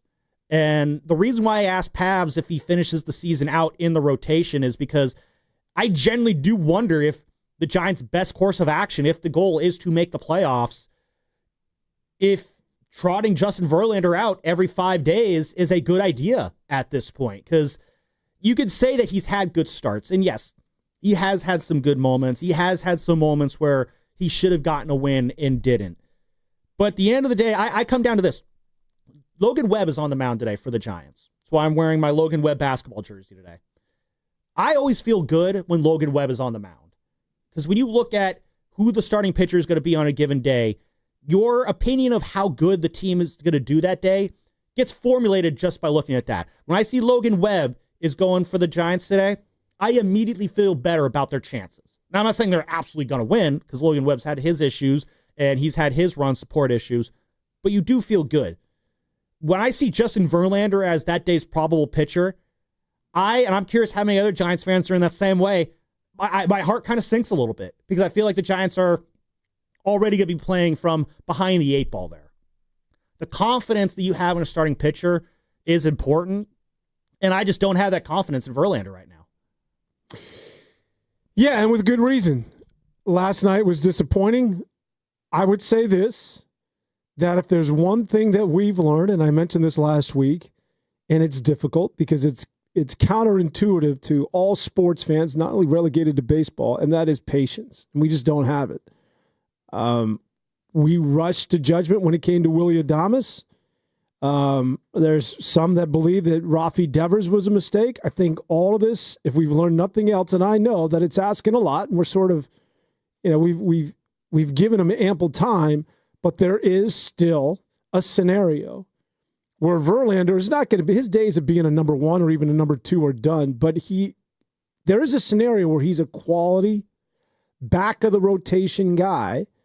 And with his veteran guile and the fact that he's pitched in these big games in the heat of a pennant race, he's equipped to do it and could straighten things out. That maybe I'm grasping here, but that is, if we've seen nothing else this year, Willie Adames is now hitting. Patrick Bailey, believe it or not, is now hitting. And so it is not out of the realm of possibilities that actually Verlander is going to be, and all you need him to be is just average and somewhat good and quality, just a quality pitcher on the back end of a rotation who, again, is a veteran who can lead and certainly is not going to get wide-eyed as these games become much more amplified as you try and sneak into the postseason. I know that's not going to be a popular take, but that's sort of how I see things going forward with this guy. I will say, I'll go along with that slightly, Dan, only because, again, another thing that Pav said is he did cite the run support and how when you're pitching with your back against the wall, when you're pitching with the margins for error that he has, that is very, very difficult to do for any pitcher. Just want to read off. This is going back the last 11 starts. Dan, this is how far back I'm going. I'm going to read off the amount of runs scored for Verlander in those starts. So this is going back to April 25th against the Texas Rangers. So I'm going to get 11 starts here. 0 runs, 3 runs, 14 runs. That was that game in Chicago where the Giants scored 9 runs in the 11th. They actually scored, I think, like 3 or 4 runs for Verlander in his 5 innings that day. Yeah, they scored 4 runs for him in his 5 innings that day, but they scored 14 overall. That's one of the rare wins they've gotten. Now they don't score 14 in a week. Exactly. So since then, though, 1 run against the Diamondbacks, 3 runs against the A's. That was a 3-2 win. Verlander went 4 innings that day. 2 runs against the Guardians, 2 runs against the Marlins, 2 runs against the White Sox, 2 runs against the A's, 0 runs against the Phillies, and 0 runs against the Blue Jays. So ever since they scored those 14 runs, 9 of which came in the 9th inning, that's 1, 4, 6, 8, 10, 12 runs. So they have they scored 14 runs in that game against the Cubs. they have scored 12 runs total in Verlander starts since then.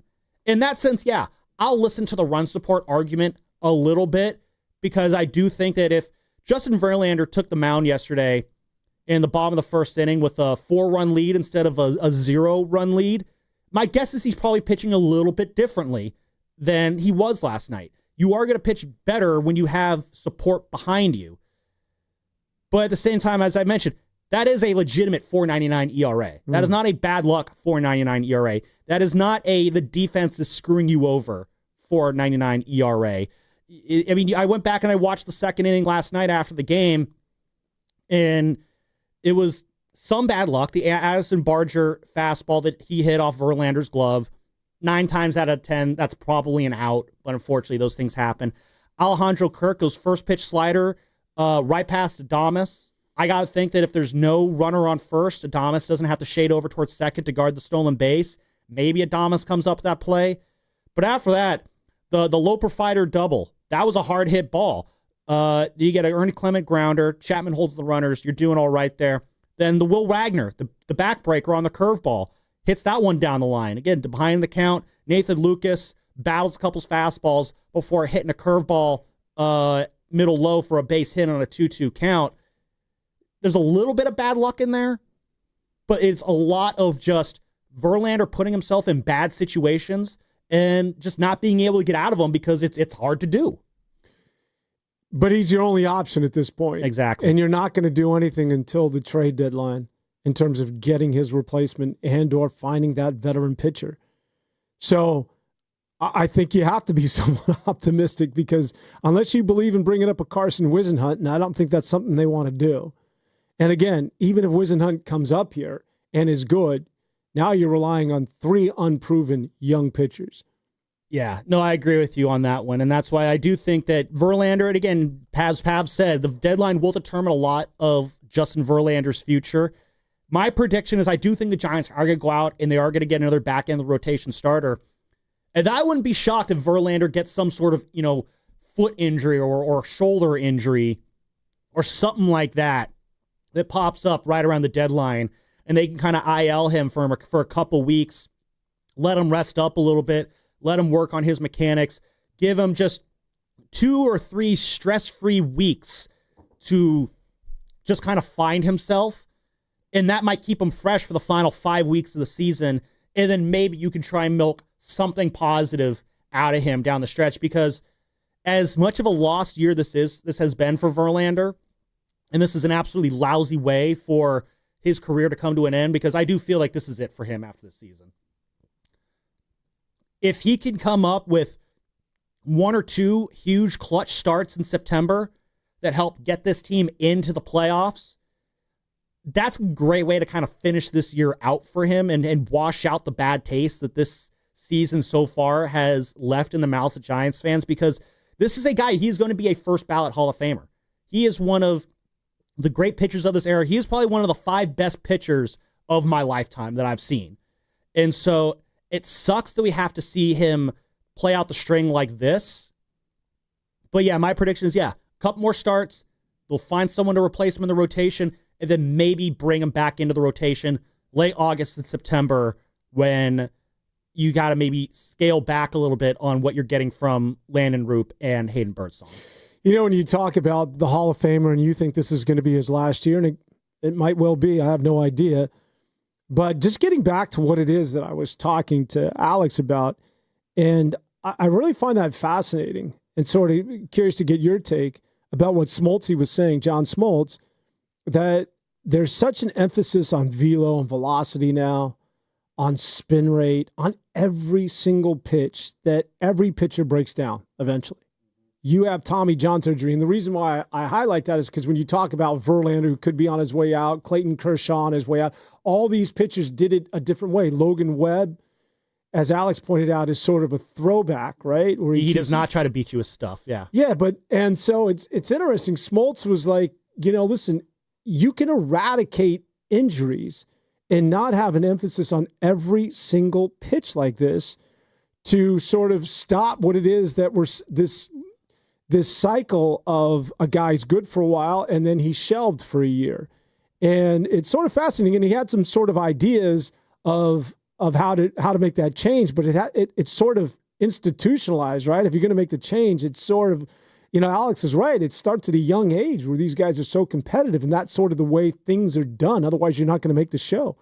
No, and Verlander, I mean, he was for a time the guy who he had that nasty 100-mile-an-hour fastball. That was his thing. The deeper into games he goes, the harder he throws, the faster that fastball gets. He was kind of an enigma there, or an outlier in that sense, where he did have that brutal speed that he could, take hitters down with, and he was able to avoid the injury for the most part until he had the Tommy John surgery in, I believe it was 2021. He had that Tommy John surgery. Yeah, he missed that entire season there. Came back, won the Cy Young the next season. But ever since then, it's just been a slow downward trend into what we're seeing right now. And it's at a point where I think you do come to a point where you just have nothing left. I think he has... It's very rare to see a retirement like with Buster Posey in 2021 or Albert Pujols a couple of years ago, or what we might see from Clayton Kershaw this year. It's very rare where you see guys go out on their own terms with a little bit left in the tank. Buster probably had another year or two left in the tank, but he said, you know what? I got my fair share. I'm good to go. Albert Pujols, he was right at the end. He had one last good ride in the sun with the Cardinals last year, and then it was over. For a lot of guys, though, they don't get to determine when their career is over. The game does. And watching Justin Verlander standing in that dugout last night, as he's searching and trying to figure out how he can salvage this season, in his 20th season at age 42, he looked like a guy who just is out of answers. He just looks like a guy who he doesn't know how to pitch like that anymore, or he just doesn't have that ability to pitch like that anymore. He looks like a guy who the game is telling him, hey, man, it's time to go. It's like that meme where you're getting escorted off into the afterlife. It's time to go. Was I a great pitcher? No, I'm told you were one of the greatest. That's kind of where Justin Verlander is at right now. It's maybe you can get a couple good starts out of him at the end of the year, but all in all, this season has just told us that Justin Verlander wanted to come back to prove that he still has a lot left in the tank. Unfortunately, I think he's going to come up shy in proving that, it seems like. When you talk about athletes that went out on top, who jumps to mind? Well, let's see. In Barry baseball, Sanders, maybe? Barry Sanders went out. Peyton Manning went out on top. Ray Lewis went out on top. Baseball, I think Albert Pujols went out rather positively, as I mentioned. I would give Buster having a great year in his final run. As far as other guys, went out on top, but he couldn't even move anymore. I mean, he had a pretty good last year. I think he had 18 home runs in his last year with the Cardinals, and it was one final swan song there. But again, he was a shell of who he used to be, but he still was scary when he got into the batter's box. David Ortiz, I remember, I think he had a pretty cushy end to his career. Pasta? What about Sandy Koufax? Sandy Koufax. Well, his career ended ended a little early there. Well, he had to end it because of injuries, though, right? He had the was it arthritis? I thought it was his arthritis in his elbow, and he was sick and tired of. He didn't want to be that guy that just was on the training table before the game and taking all these pills. So that kind of looks like the game and Sandy Koufax kind of said at the same time, hey, this is over. Can I share a Sandy Koufax story? I would love to hear a Sandy Koufax story. Pasta, you ready? So this is the World Series back, I want to say they're taking on the Yankees in the 60s when he was the most dominant pitcher in baseball. And so it's the World Series, and he's scheduled to pitch. He pitched game 1-1. He was scheduled to pitch, I think, game 4 maybe, and it fell on Rosh Hashanah. Now, he's of Jewish faith and one of the best Jewish athletes of all time. And so he said, I cannot. It's a conflict of interest, and I am not available to pitch on Rosh Hashanah. And so instead, the manager, Walter Alston maybe at the time, goes with another Hall of Fame pitcher at the time, Don Drysdale. And so Drysdale gets the start. And so Drysdale can't get out of the first inning. He gives up back-to-back doubles, 2 bombs. He gives up 5 runs in this inning. And so Alston comes out to the mound to take him out of the game. And as Drysdale hands him the ball, he looks at Alston and says, I bet you wish I was Jewish, don't you? There you go, ladies and gentlemen. Legendary. That's a good one there. Hey, Josh, I got a question for you. Go ahead. Yeah, we could get to it on the other side. Right. Josh in Arkansas, I do see you. You'll get your you'll give us the final thoughts on Verlander. Get to that on the other side because you're up against. What's your question, Dan? Well, I want to handle this on the. Well, you might look it up, so no, it's got to be spontaneous. Okay, well, Dan has a spontaneous question on the other side, so what's going to happen is we're going to break here. We're going to come back. No. We're going to take Josh's call, finish up a Verlander conversation. Dan's going to throw a question at me, and then we're going to finish up the show, talk about our second half MVPs, why I got Rafael Devers. I'm curious who the other two guys on the show, Dan and Steven, who your picks are. That and more. Shout out to those on YouTube, by the way, brought to you by First NorCal Credit Union. Wanted to get that in earlier, so I'm going to get it in now. Everything on the show, though, brought to you by Fremont Bank, here for you, here for good.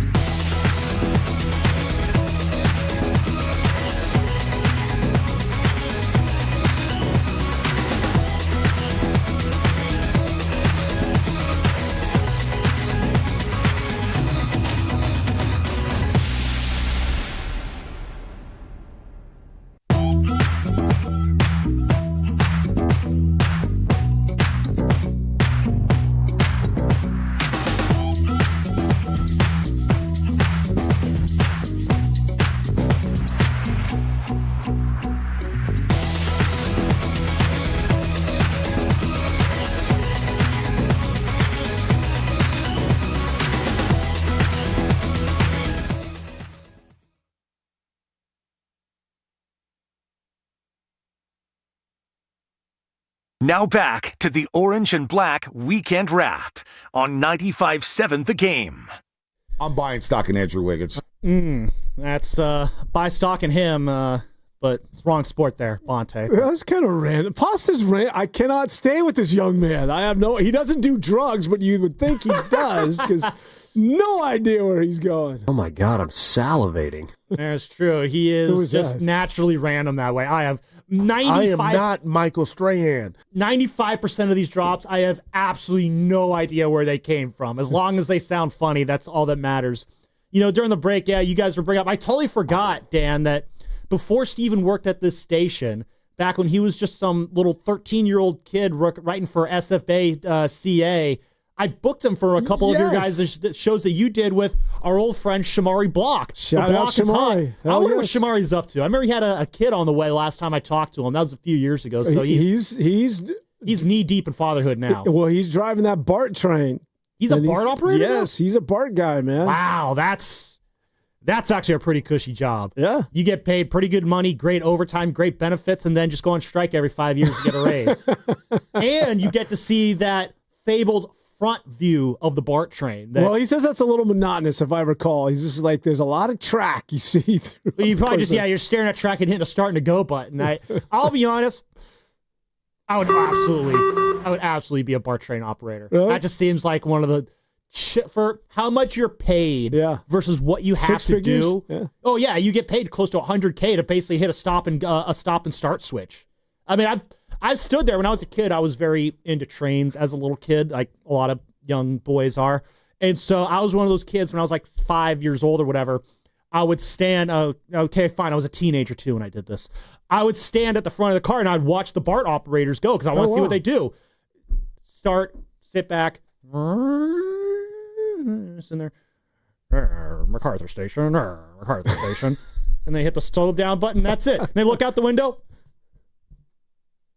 Train is leaving the station. Daly City train. And then you just go. It's just like, I could do that. Yeah. Like, next station, Rockridge Station or Rockridge Station. Yeah, just. And you're on that municipal dime, so when you retire, there's a nice pension there for you. Exactly, and you do overtime. I always love the overtime process with BART. You could just like switch with someone. If you work a shift that isn't your shift, that's considered overtime. I think they probably got rid of that because of how ridiculous of a loophole that is.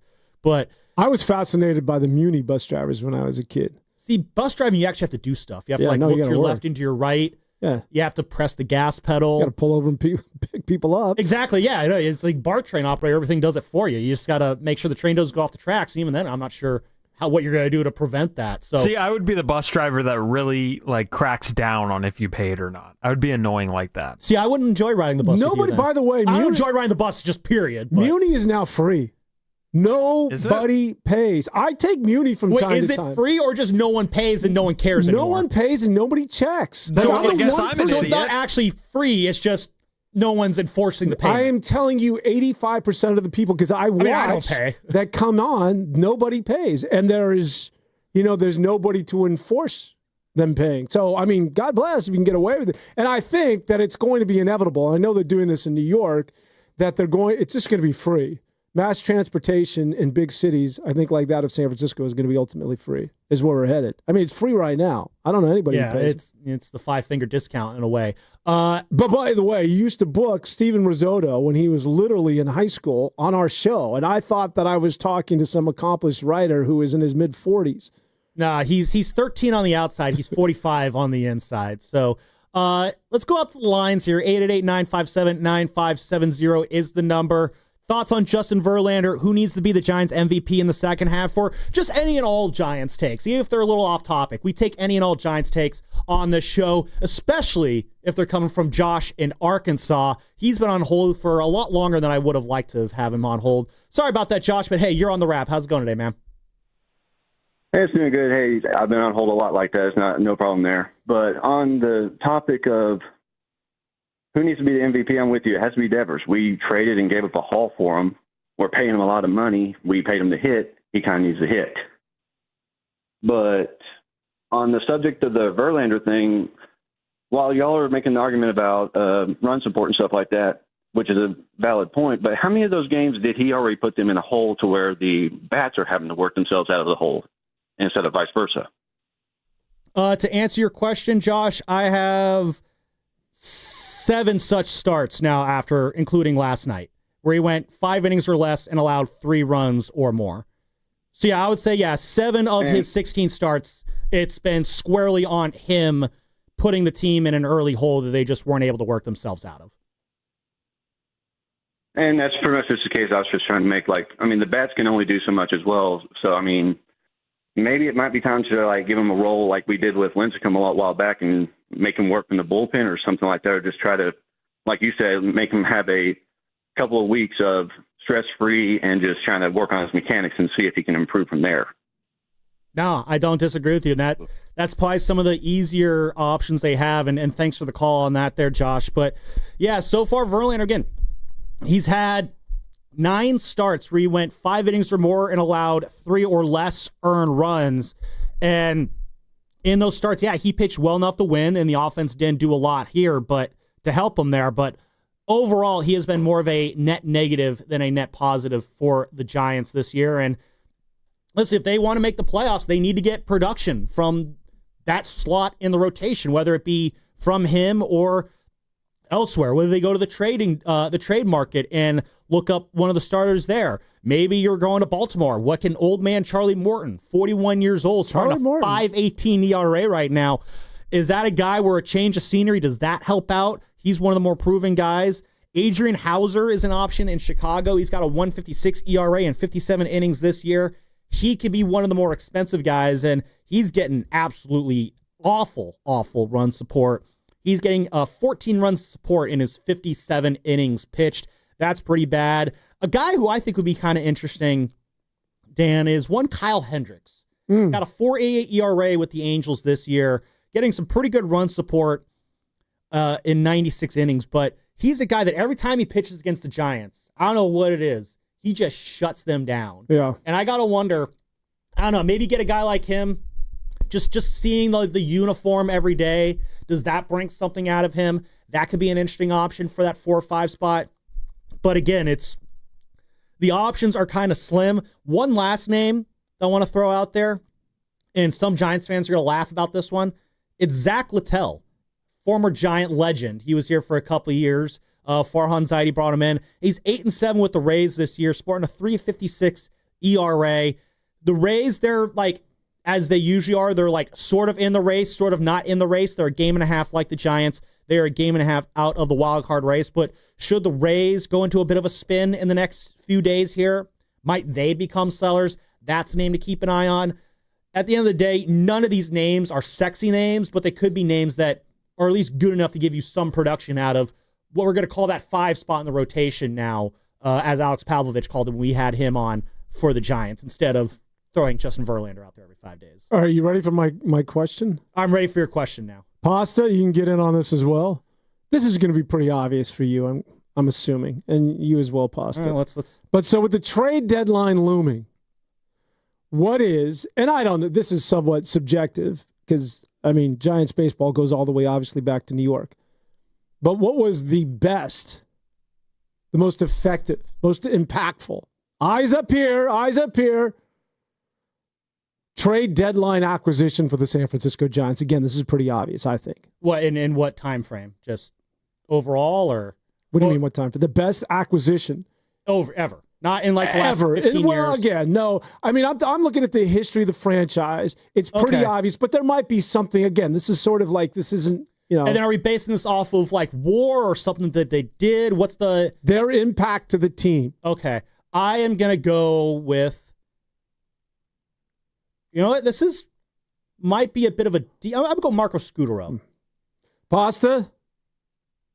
Scudaro's a good one. I'm thinking of Hunter Pence, but I feel like you're gonna kind of go old school on us. It's Marco Scutaro for Charlie Culberson. Mm-hmm. Hit 362 from the deadline, and obviously what he did against the Cardinals MVP, and then of course won a game against the Detroit Tigers in the World Series. Marco Scutaro is on a planet by himself. As we near the deadline, if you can steal again from the Colorado Rockies and get another Marco Scutaro, which obviously changed the entire. And a lot of people like to think it was Ross, but keep in mind, Ross was sort of he didn't really didn't play in the second half of the season. It wasn't until the postseason when he really made a name for himself. Yeah, that's a good one there. The one I was also going to bring up, I just want to make sure and confirm that he was indeed a trade deadline acquisition. And yes, he was. So I am going to throw his name out there. It's the guy who was on the broadcast last night. No, I'm not talking about Dave Fleming. I'm talking about one Javier Lopez. Yeah. He was acquired from the Pirates at the deadline in 2010. And when you talk about impactful Giants, as a lefty guy out of the pen, he was about as impactful as they come as one of those loogie guys, the lefty one-out guys. And when I look at the guy that they acquired or they brought up last night, as I bring up his Fangraphs page, Matt Gage sporting a Dodger hat on his Giants Fangraphs page. Come on, Fangraphs, let's fix that rather quickly, please. This is a guy, when I look at Matt Gage and what he brings to the table here, again, solid lefty. He's got a 1.42 ERA and 25 career ratings at the major league level. Has done very well against lefties in the minor leagues. Lefties are hitting around 200 against him over the last few years. The minor leagues, it's harder to find the specific splits, so I only have general numbers for you here. Great cutter, four-seam combo there. Great at jamming lefties inside with the cutter.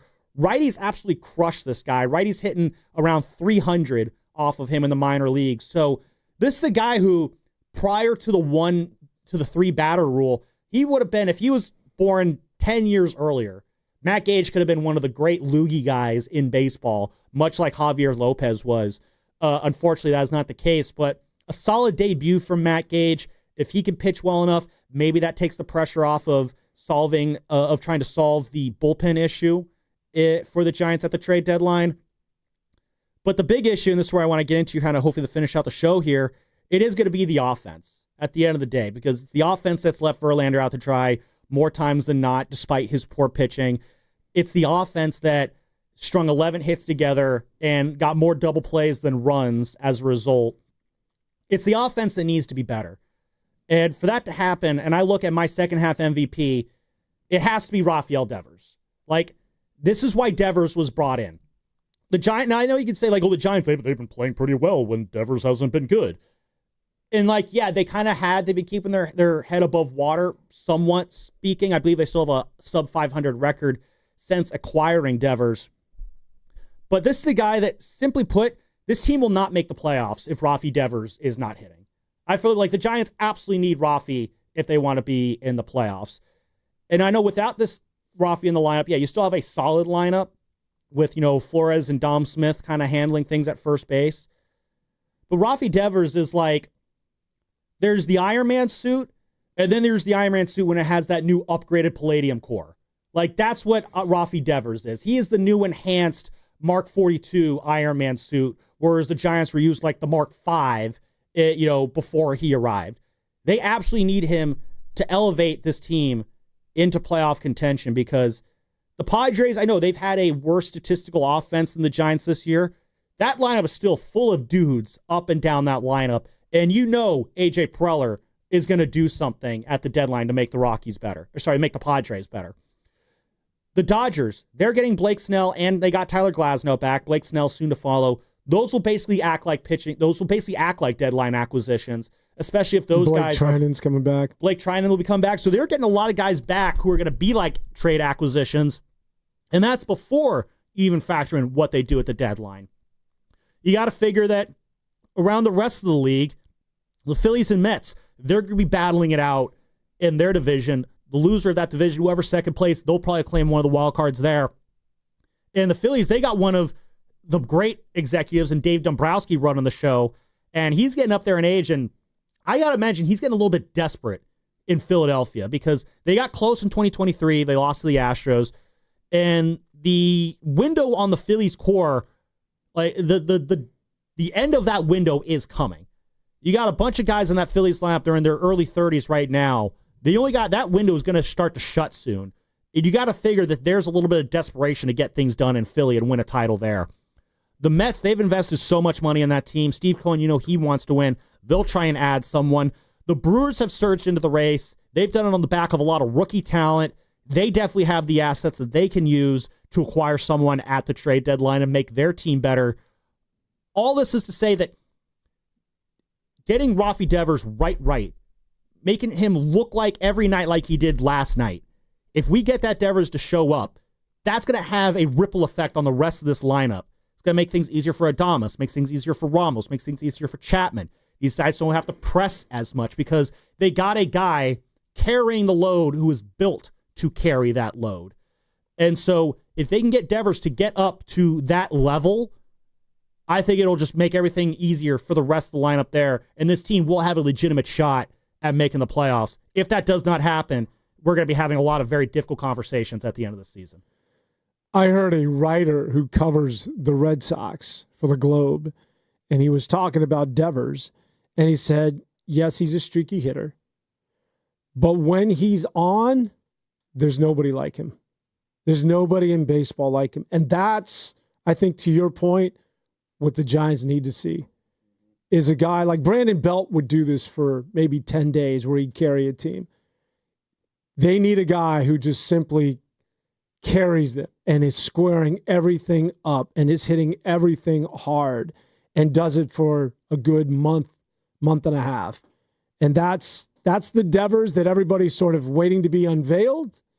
It's by all accounts, it's coming, it's imminent, but it needs to arrive. And I think we're all sort of on board with that.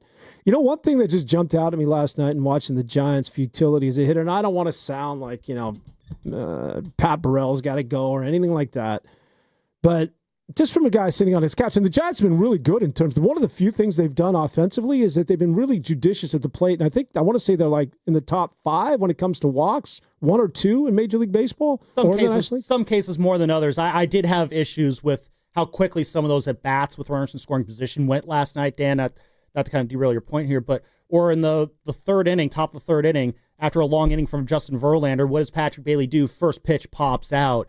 There are some at-bats that could go a little bit longer, but overall, yes, this is a more patient team than most at the plate. Well, that's my point, is that some players are patient, but watching the Giants, especially last night, it's a team that some of their best hitters come to the plate and they have no approach, or so it seems. Willie Adames has been on fire over the last month, but when I watch Willie Adames hit, it's almost as though he has no approach, or he has, no structure. I remember I interviewed Tony Gwynn back in the day in his last All-Star game. Thank you very much. And I interviewed Tony Gwynn. It was an All-Star game, and it was his last All-Star game. 01? Is that the last? Yeah, 01. So I'm a young sportscaster, and I talked to Tony Gwynn, and then afterwards, and this is Tony Gwynn, one of the nicest guys ever, he sat there and literally talked to me, just me and my producer, about hitting for about an hour, or about 45 minutes. And he was talking about, with the interview, and then, you got a first-hand hitting lesson. That's him. And what I took away from it, he's like, yeah, I got a natural swing path and I'm a good athlete. But he's like, you want to know why this sort of pudgy guy is one of the greatest hitters of all time? He's like, I study. I watch film on pitchers.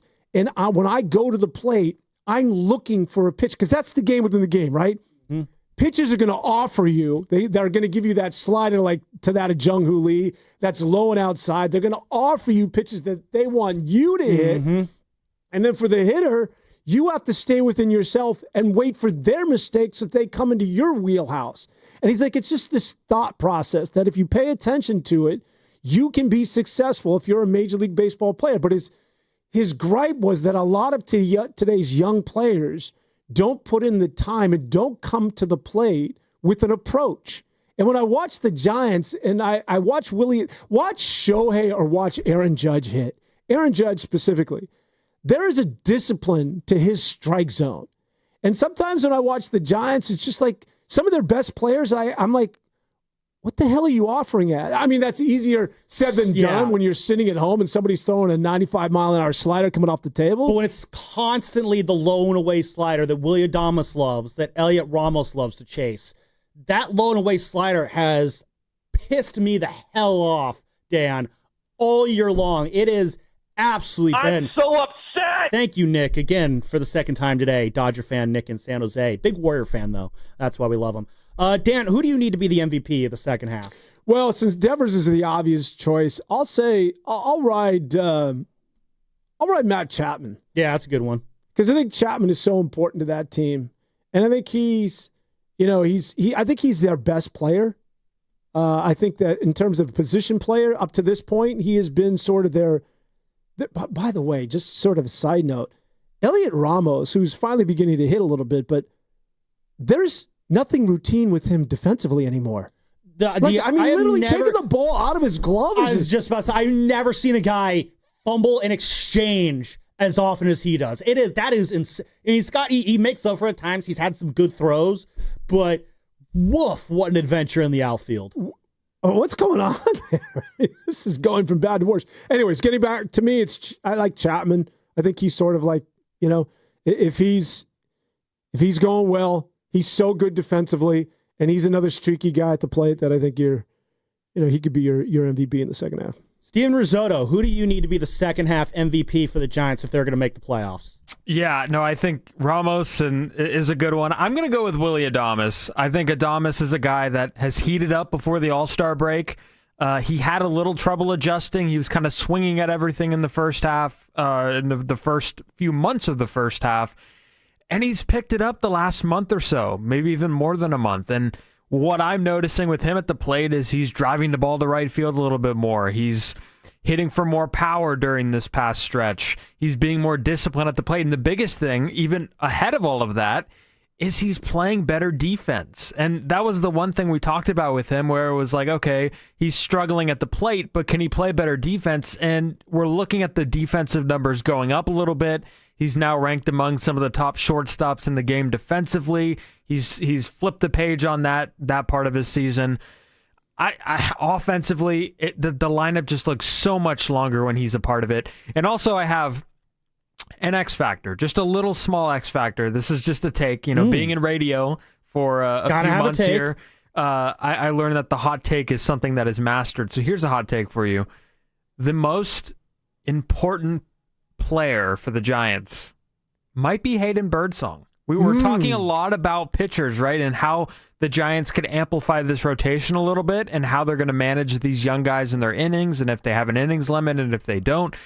If Hayden Birdsong could take the step that Logan Webb took in 2021, he is your Game 3 starter, and I feel pretty good about that. So that's kind of an under-the-radar one that I have for you. That's a big step. I like that. Let's get into that maybe on the other side a little bit, too. I want MVPs. And, yeah, let's get in because it's not going to just be one guy. One guy will make a big difference, but you do need those secondary guys as well. So let's get into that on the other side. Plus, we got lineups for today's games. I will reveal that on the other side as well. Final stretch here of today's edition of the Orange and Black Weekend Wrap. I'm Sam Lubman. That's Dan Devone. The voice behind the glass you're hearing is one Steven Risotto.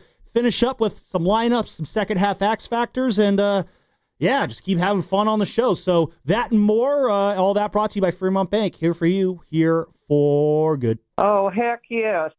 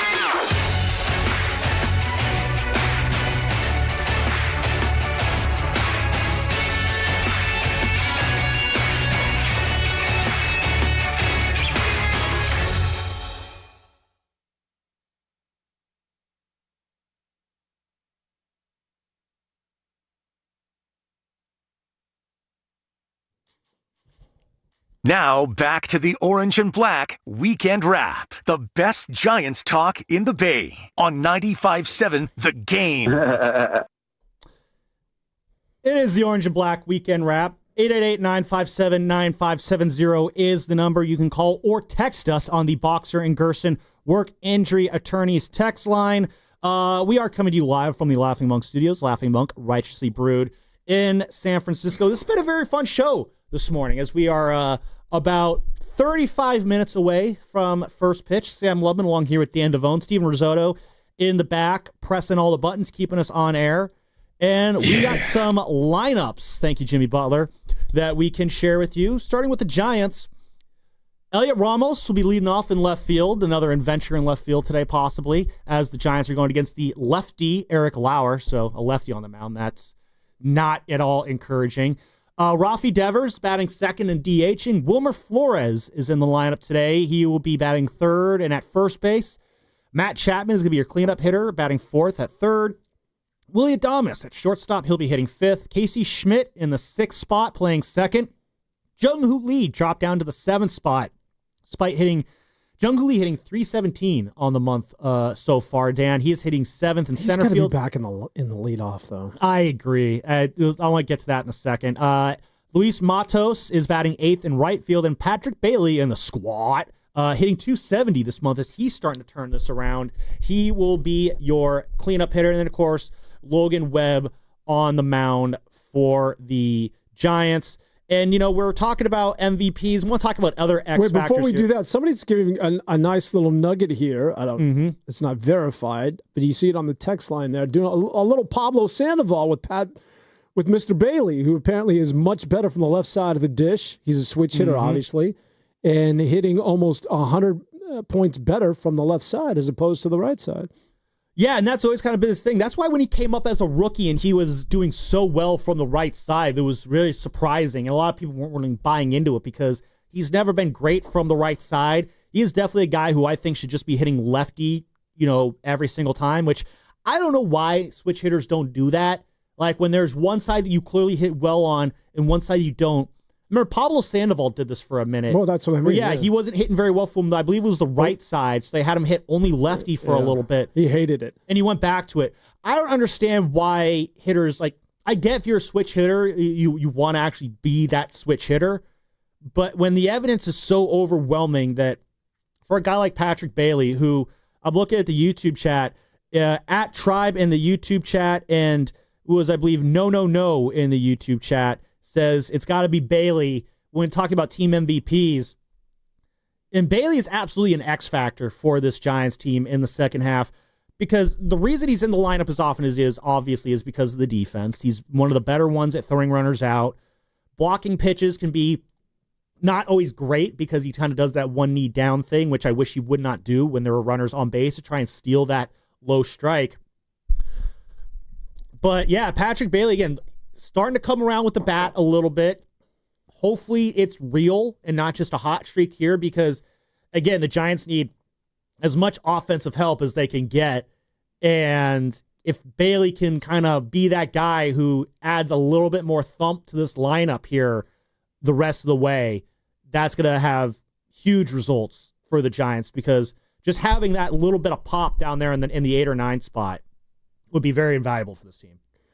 Well, yeah, and you asked earlier, you were wondering what it is that he's doing differently and why he's improving. I think it was it's just a law of averages. There was nowhere to go but up. Eventually he was going to come around, yeah. I mean, at some point the ball is going to start finding the turf. So he's just being more Patrick Bailey, and to go along with his defense, it's good to see. He's now, he was justified as starting even going through all those difficulties, and now this is obviously it's something that they needed, and just it justifies his playing every day, certainly. I don't have issues with the offense. I know, call me out of my mind, but when you go through the lineup and... It's the dumbest thing I've ever heard. Wow. Coach Kerr from the top row. Oh, my God. The kid just...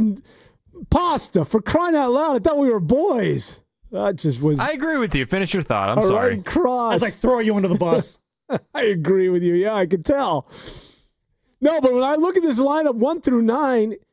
it makes sense to me for the first time this year. When I look at Schmidt at second, I'm like, okay, that makes sense. The guy has potential pop, and he's been one of the most solid hitters over this latter part of the season. Adames at short, obviously Chapman at third in the outfield. Elliot Ramos, say what you will, but he was the best player on this team and one of the better players on this team for the first part of the season. Jung-Hoo Lee in center and Yastrzemski in right. It's not the 27 Yankees, but to go along with the pitching and the bullpen, I think that's enough offense if those guys can just play to their potential. And that's the key phrase right there, play to their potential, because I do believe this lineup, and when we had Pabs on, he kind of said it, there really is no set position that they absolutely have to upgrade in this lineup right now. I think the Giants are very pleased with the production they're getting from Mike Yastrzemski. He's a much better fielder than he's a great defensive right fielder, and he's a much better hitter than a lot of people give him credit for. The problem is he's not as good of a hitter as I think Giants fans want him to be, so that's where the discourse comes there. Patrick Bailey, he's hitting 270 this month. If he could hit 240 from the All-Star break on, I will absolutely take that because I think that's what he's capable of doing. The league average is around 245. Yeah, if he could even hit 220 the rest of the way, I would take that. That would be a significant upgrade from what he was doing in the first half here. This lineup, when you do look at it, on paper it is good enough, but where this team falls apart, I do think that overall this offense is playing about up to expectation. Where the team falls apart, though, it's the lack of timely hitting. And that's kind of where a offense that's on the fence, so to speak, really starts to go south, is when they can't come through on those clutch situations. Last night, this team goes 0 for 9 with runners in scoring position. Matt Chapman 0 for 3 with runners in scoring position. Willard Dibs had one. Rafael Devers had an 0 for with runners in scoring position. I think they only had one at-bat each with runners in scoring position. But when your big guys aren't coming through in that situation, then it's almost twice as devastating because you almost kind of expect those guys to come through there. When it's your ancillary guys like a Wilmer Flores, like a Casey Schmidt, like a Jung-Hoo Lee, it doesn't hurt as much when those guys don't come through there because they're not the big dudes in the lineup. You need the big dudes to come through. And the fact that it's not just, it's everybody in this lineup, though, is not coming through with runners in scoring position. Let me ask you this. Wouldn't you rather have to deal with that dilemma where the big guys are not coming through, but they have the potential because that's why it's coming. They're the quote-unquote big guys. Or would you rather be a Giant team, as we have seen in the past, where you don't have a shortstop? Who was the shortstop? Nick Ahmed? Yeah. There was such glaring... There's hope in this lineup. There was glaring holes on this team. When Longoria left third base before Chapman got here, it's like, what are we doing over there? Try to make it out with J.D. Davis, which for a time J.D. Davis was working. And left field before Elliot Ramos was able to solidify that. I mean, my point being is that there were such voids on this baseball team that when you look at it now, granted, it's not the Dodgers, but it's still they're in a much better space today than they have been, I'd say, over the last 5 years. Exactly, yeah. They have, for the most part, they have the same guys going out there every day. Now, you got some spots that are going to be platooned just a smidge. That's why you got Ramos in right field today against the lefty, Eric Lauer. The Giants, they want to see, because they need to kind of showcase Luis Matos too a little bit. He needs to show that he could put the bat on the ball against lefties because that's where his value is. I've talked with coaches on the Giants. They believe in the bat-to-ball skills a lot with Matos. So we'll hopefully see in these next couple weeks he'll get some run here. And then, of course, first base with Wilmer Flores and Big Dom Smith, they'll be kind of holding down that corner of the infield, I believe, the rest of the year because, again, I just don't want to put Rafi Devers at first base right now. But other than that, though, and you look at those two positions being platooned, so to speak, and it makes sense. The rest of the lineup, though, is pretty set, which I do like, and it gives me hope that these guys will figure it out. But we're talking about, there's team MVPs, and then there's team X factors. We mentioned Patrick Bailey as one. I saw from Andis Brown in the YouTube chat, he's throwing Robbie Ray out there as a major X factor. I do agree with that. But you mentioned Jung-Hoo Lee and how you want to see him lead off, and I agree. I don't like seeing Jung-Hoo Lee hitting in the meat of the order. This team got off to a 19-10 start, Dan, at the start of this season. And Jung-Hoo Lee hit 320 during that stretch. And I've said this before, and I'm not saying that Jung-Hoo Lee was the reason, the capital T, capital R, the reason why the Giants got off to that great start this year, but I don't think it's a coincidence either that when Jung-Hoo Lee was hitting his best this season, the Giants were playing their best because he is a table setter. Yeah. Whether it's in the leadoff spot, whether it's in the 3 spot, he needs to be put into positions where the goal is drive the ball to the gap. I feel like ever since he's been hitting lower in the lineup, he's gotten in his head that he needs to be putting the ball in the air more. And that's just translated I'm going to disagree with you for a second and let you continue your point. I think driving the ball in the gap is where he got into trouble.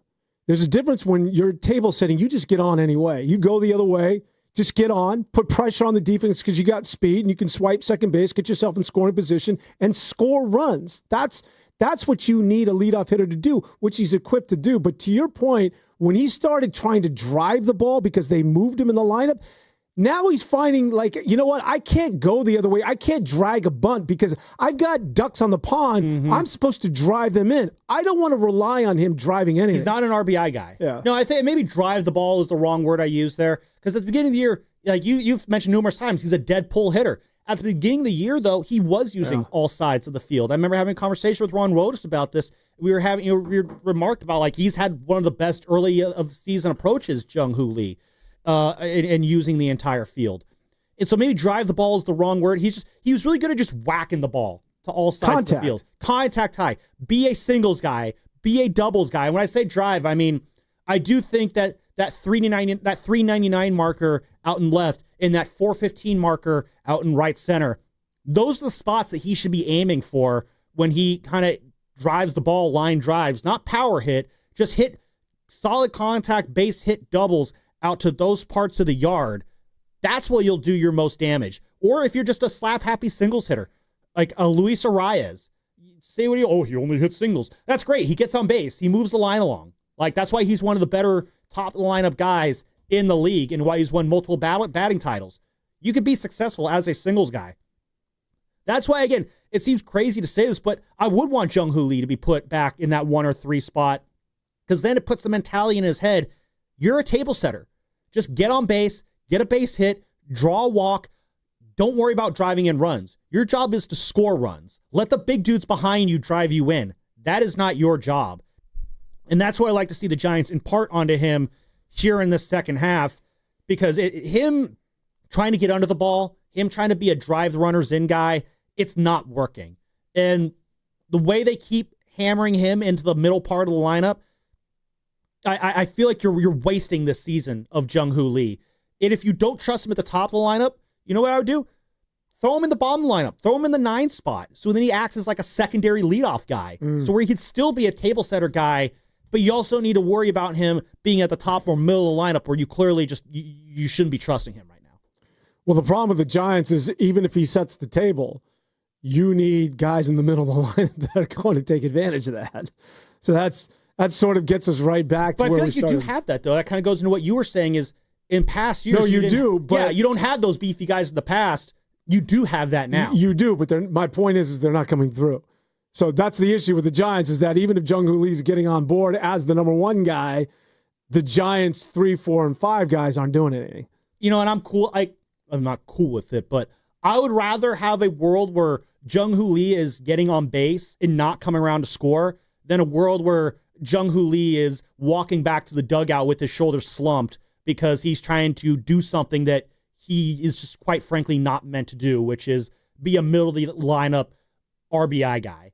I'm cool with him just getting on base and then letting the big boys try or fail to do their job.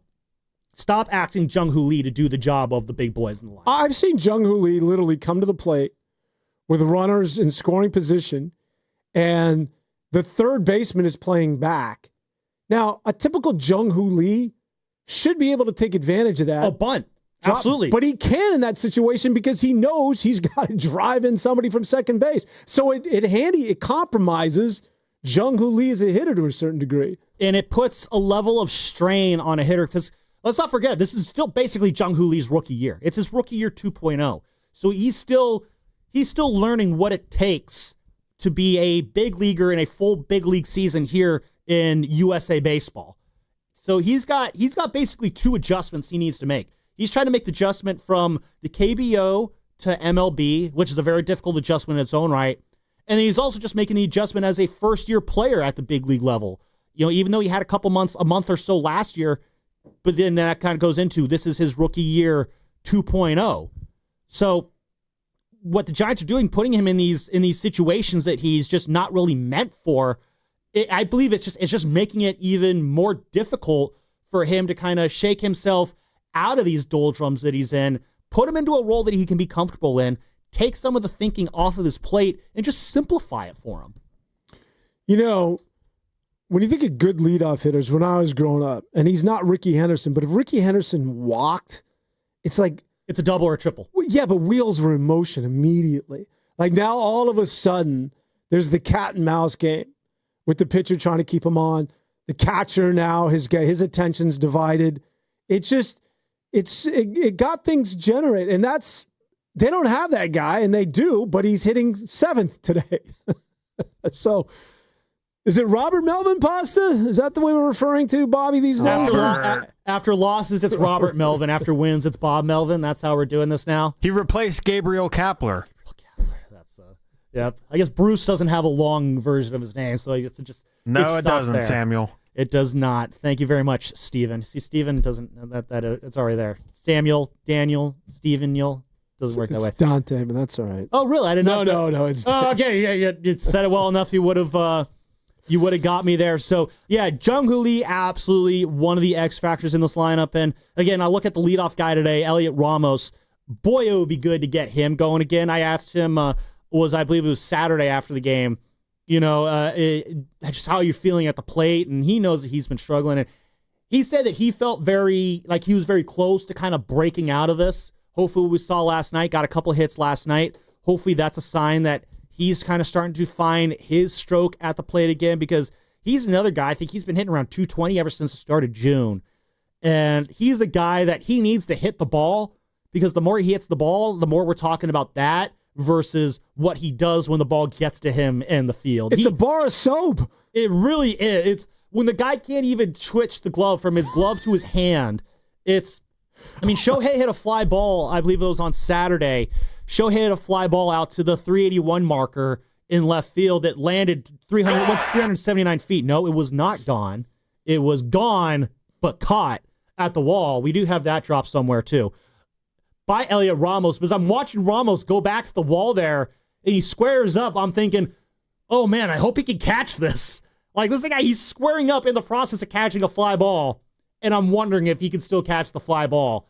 That is how down bad it is right now with Elliot Ramos on defense. Yeah, routine fly balls do not feel routine. It's the complete other end of the spectrum. When you think about the corner outfielders for the Giants, I am so secure when there's a can of corn out to right field and you got Yastrzemski, or even if there's something headed to the gap, I feel good that he's going to take the right angle and make the right defensive play. Anything that goes out to left field, it's like Dave Kingman way back in the day. Like, who the hell knows what's going to happen here? So, yeah, again, taking the mystery out of Ramos will be good. So he's one of the X factors there. And then, of course, I want to go back to what one of our YouTube chatters said. Ondis Brown, he had a good name. Robbie Ray. We talk about the hitters here. But, Dan, I feel like we know what we're going to be getting from Logan Webb the rest of the way. We all feel very confident that when Webb takes the mound, he'll give this team 6 innings, 1 or 2 allowed. He's going to have this team in prime position to win the baseball game. Robbie Ray, though, a great first half from Ray, but he's going to need to keep it going in the second half. And he's a guy who he's walked a lot of guys and not gotten burnt from it. He's gotten a lot of good run support. He has, I don't want to say he's been lucky this year, but for as unlucky as Justin Verlander has been at times, it's kind of been the opposite of Robbie Ray in terms of the run support he has been getting. And right now the Giants have, basically, if Webb and Ray are lined up in a series like they are in this one, in 2 of those 3 games, you feel very, very good about the Giants' chances. And Robbie Ray is going to have to keep that going through the entirety of the second half in his first full season back since Tommy John surgery. Like, you talk about no margins for errors, Dan. I think Robbie Ray is operating with a very slim margin for error in terms of he has to, what he did in the first half, he can't let up in the second half if this team is going to make the playoffs. Yeah, and the same holds true with Logan Webb to a certain degree. I guess I don't, and I think it's only natural for people to sort of have these reservations about Robbie Ray and as to whether or not he could keep it up for the entire season. But I think he's earned our trust, hasn't he? I mean, this is a former Cy Young Award winner. He's a veteran pitcher. And yeah, he's been the benefactor of some big runs, but he's been very, very good. And no, he absolutely has. No, and I'm not trying to put some doubt on Robbie Ray there. But it is one of those things. It is the reality. As well as Robbie Ray has pitched in the first half, that's great. You got to keep it going. It's just you can't let up at all, because that's when you think about how the amount of question marks are going to be around Landon Roop. The amount of question marks are going to be around Hayden Birdsong, and Risotto made a great point. Birdsong is absolutely an X factor for this team in the second half, because we know how good he is when he's right. If he can get those command issues fixed, which I think he can, he's 23 years old. He's only been in professional baseball for 2-3 years. He's clearly not a finished product. He's still trying to find himself and what kind of pitcher he is. You still need him to, exactly, thank you, Robbie Ray. You still need Hayden to kind of get to that level we all know he can be at, and that's kind of be the underlying kind of thing to keep an eye on for the Giants is there's a lot of guys they're going to be counting on in the second half here. Jung-Hoo Lee, Hayden Birdsong, Landon Roop, Randy Rodriguez. There's going to be a lot of pressure on these guys in situations where they haven't really had that kind of pressure put on them. And are Giants fans and are the Giants willing to eat any developmental hiccups that might come in the second half while also dealing with the stress of a playoff rush? And it's something you can't simulate or anticipate until they're in it. And you have no idea how a young pitcher is going to respond into those big moments. But I think that it's sort of exciting when you think about a young pitcher potentially being that guy and coming into his own and having, you made the comparison, Pasta, to Logan Webb. If Hayden Birdsong can be that guy or come out of nowhere and be, look at Mizorowski. Like, did Milwaukee really factor him into things at the beginning of the season? They knew they had this prospect. They definitely didn't think it'd be this good. Did they think he'd be an all-star candidate? And Mizorowski he's the number one now with Milwaukee. So I guess what I'm saying is that with young players, there's the potential of a breakthrough that you just didn't factor in. And it's such a pleasant surprise that can you imagine if he becomes the Logan Webb of the second half of the season, Hayden Birdsong?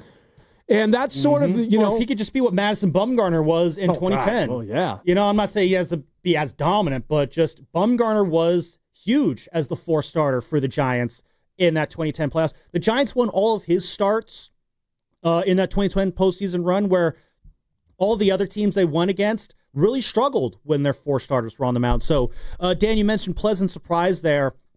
Steven Risotto just got me a little pleasant surprise, and this is where we're going to end the show on. It says here, Devone interviews Gwynn at 2001 All-Star, 2001 All-Star game. Oh, no. I don't want to get too schmaltzy here, but I've interviewed you when you've come into Seattle the last couple of years. I haven't interviewed everybody in professional sports, but I've never come across a guy who is as talented, one of the best to ever play the game, and as humble and as genuine as you are as a character. And it's been a pleasure, seriously, thank you. Talking to you, and the best of luck to you in your future endeavors. Thank you very much. All right, Tony Gwynn, ladies and gentlemen. That was a hell of a sign-off there. There you go. A little butter up there. It was very professional. Well, listen to me. I did not suck up the players, but like I said, he was the one guy who was genuinely nice. Yeah. Like most players aren't like that, and that's why I did. That was a little schmaltzy. That was a little over the top. I've done it too. A little too much sugar. I had Logan Webb on Garlic Fries and Baseball Guys back in 2022. This is the first time I've had him on, the first of his 3 times. Hopefully we'll get a fourth this year. And I told him straight up, like, Logan, based on what you did last year, I think you're the guy who could be the next face of this franchise. And he's like, I don't know about that. He's going to play it cool. And then here we are, a couple years later, he's on the mound today. I'm wearing his basketball jersey. And what's Logan Webb?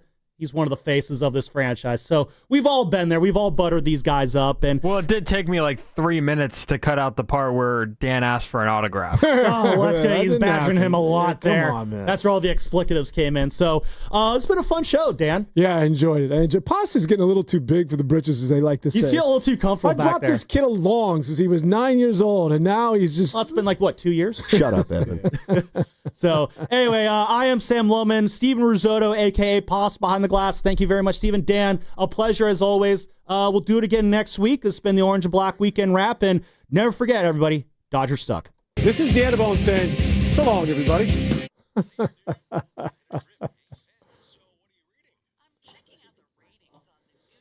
Is that...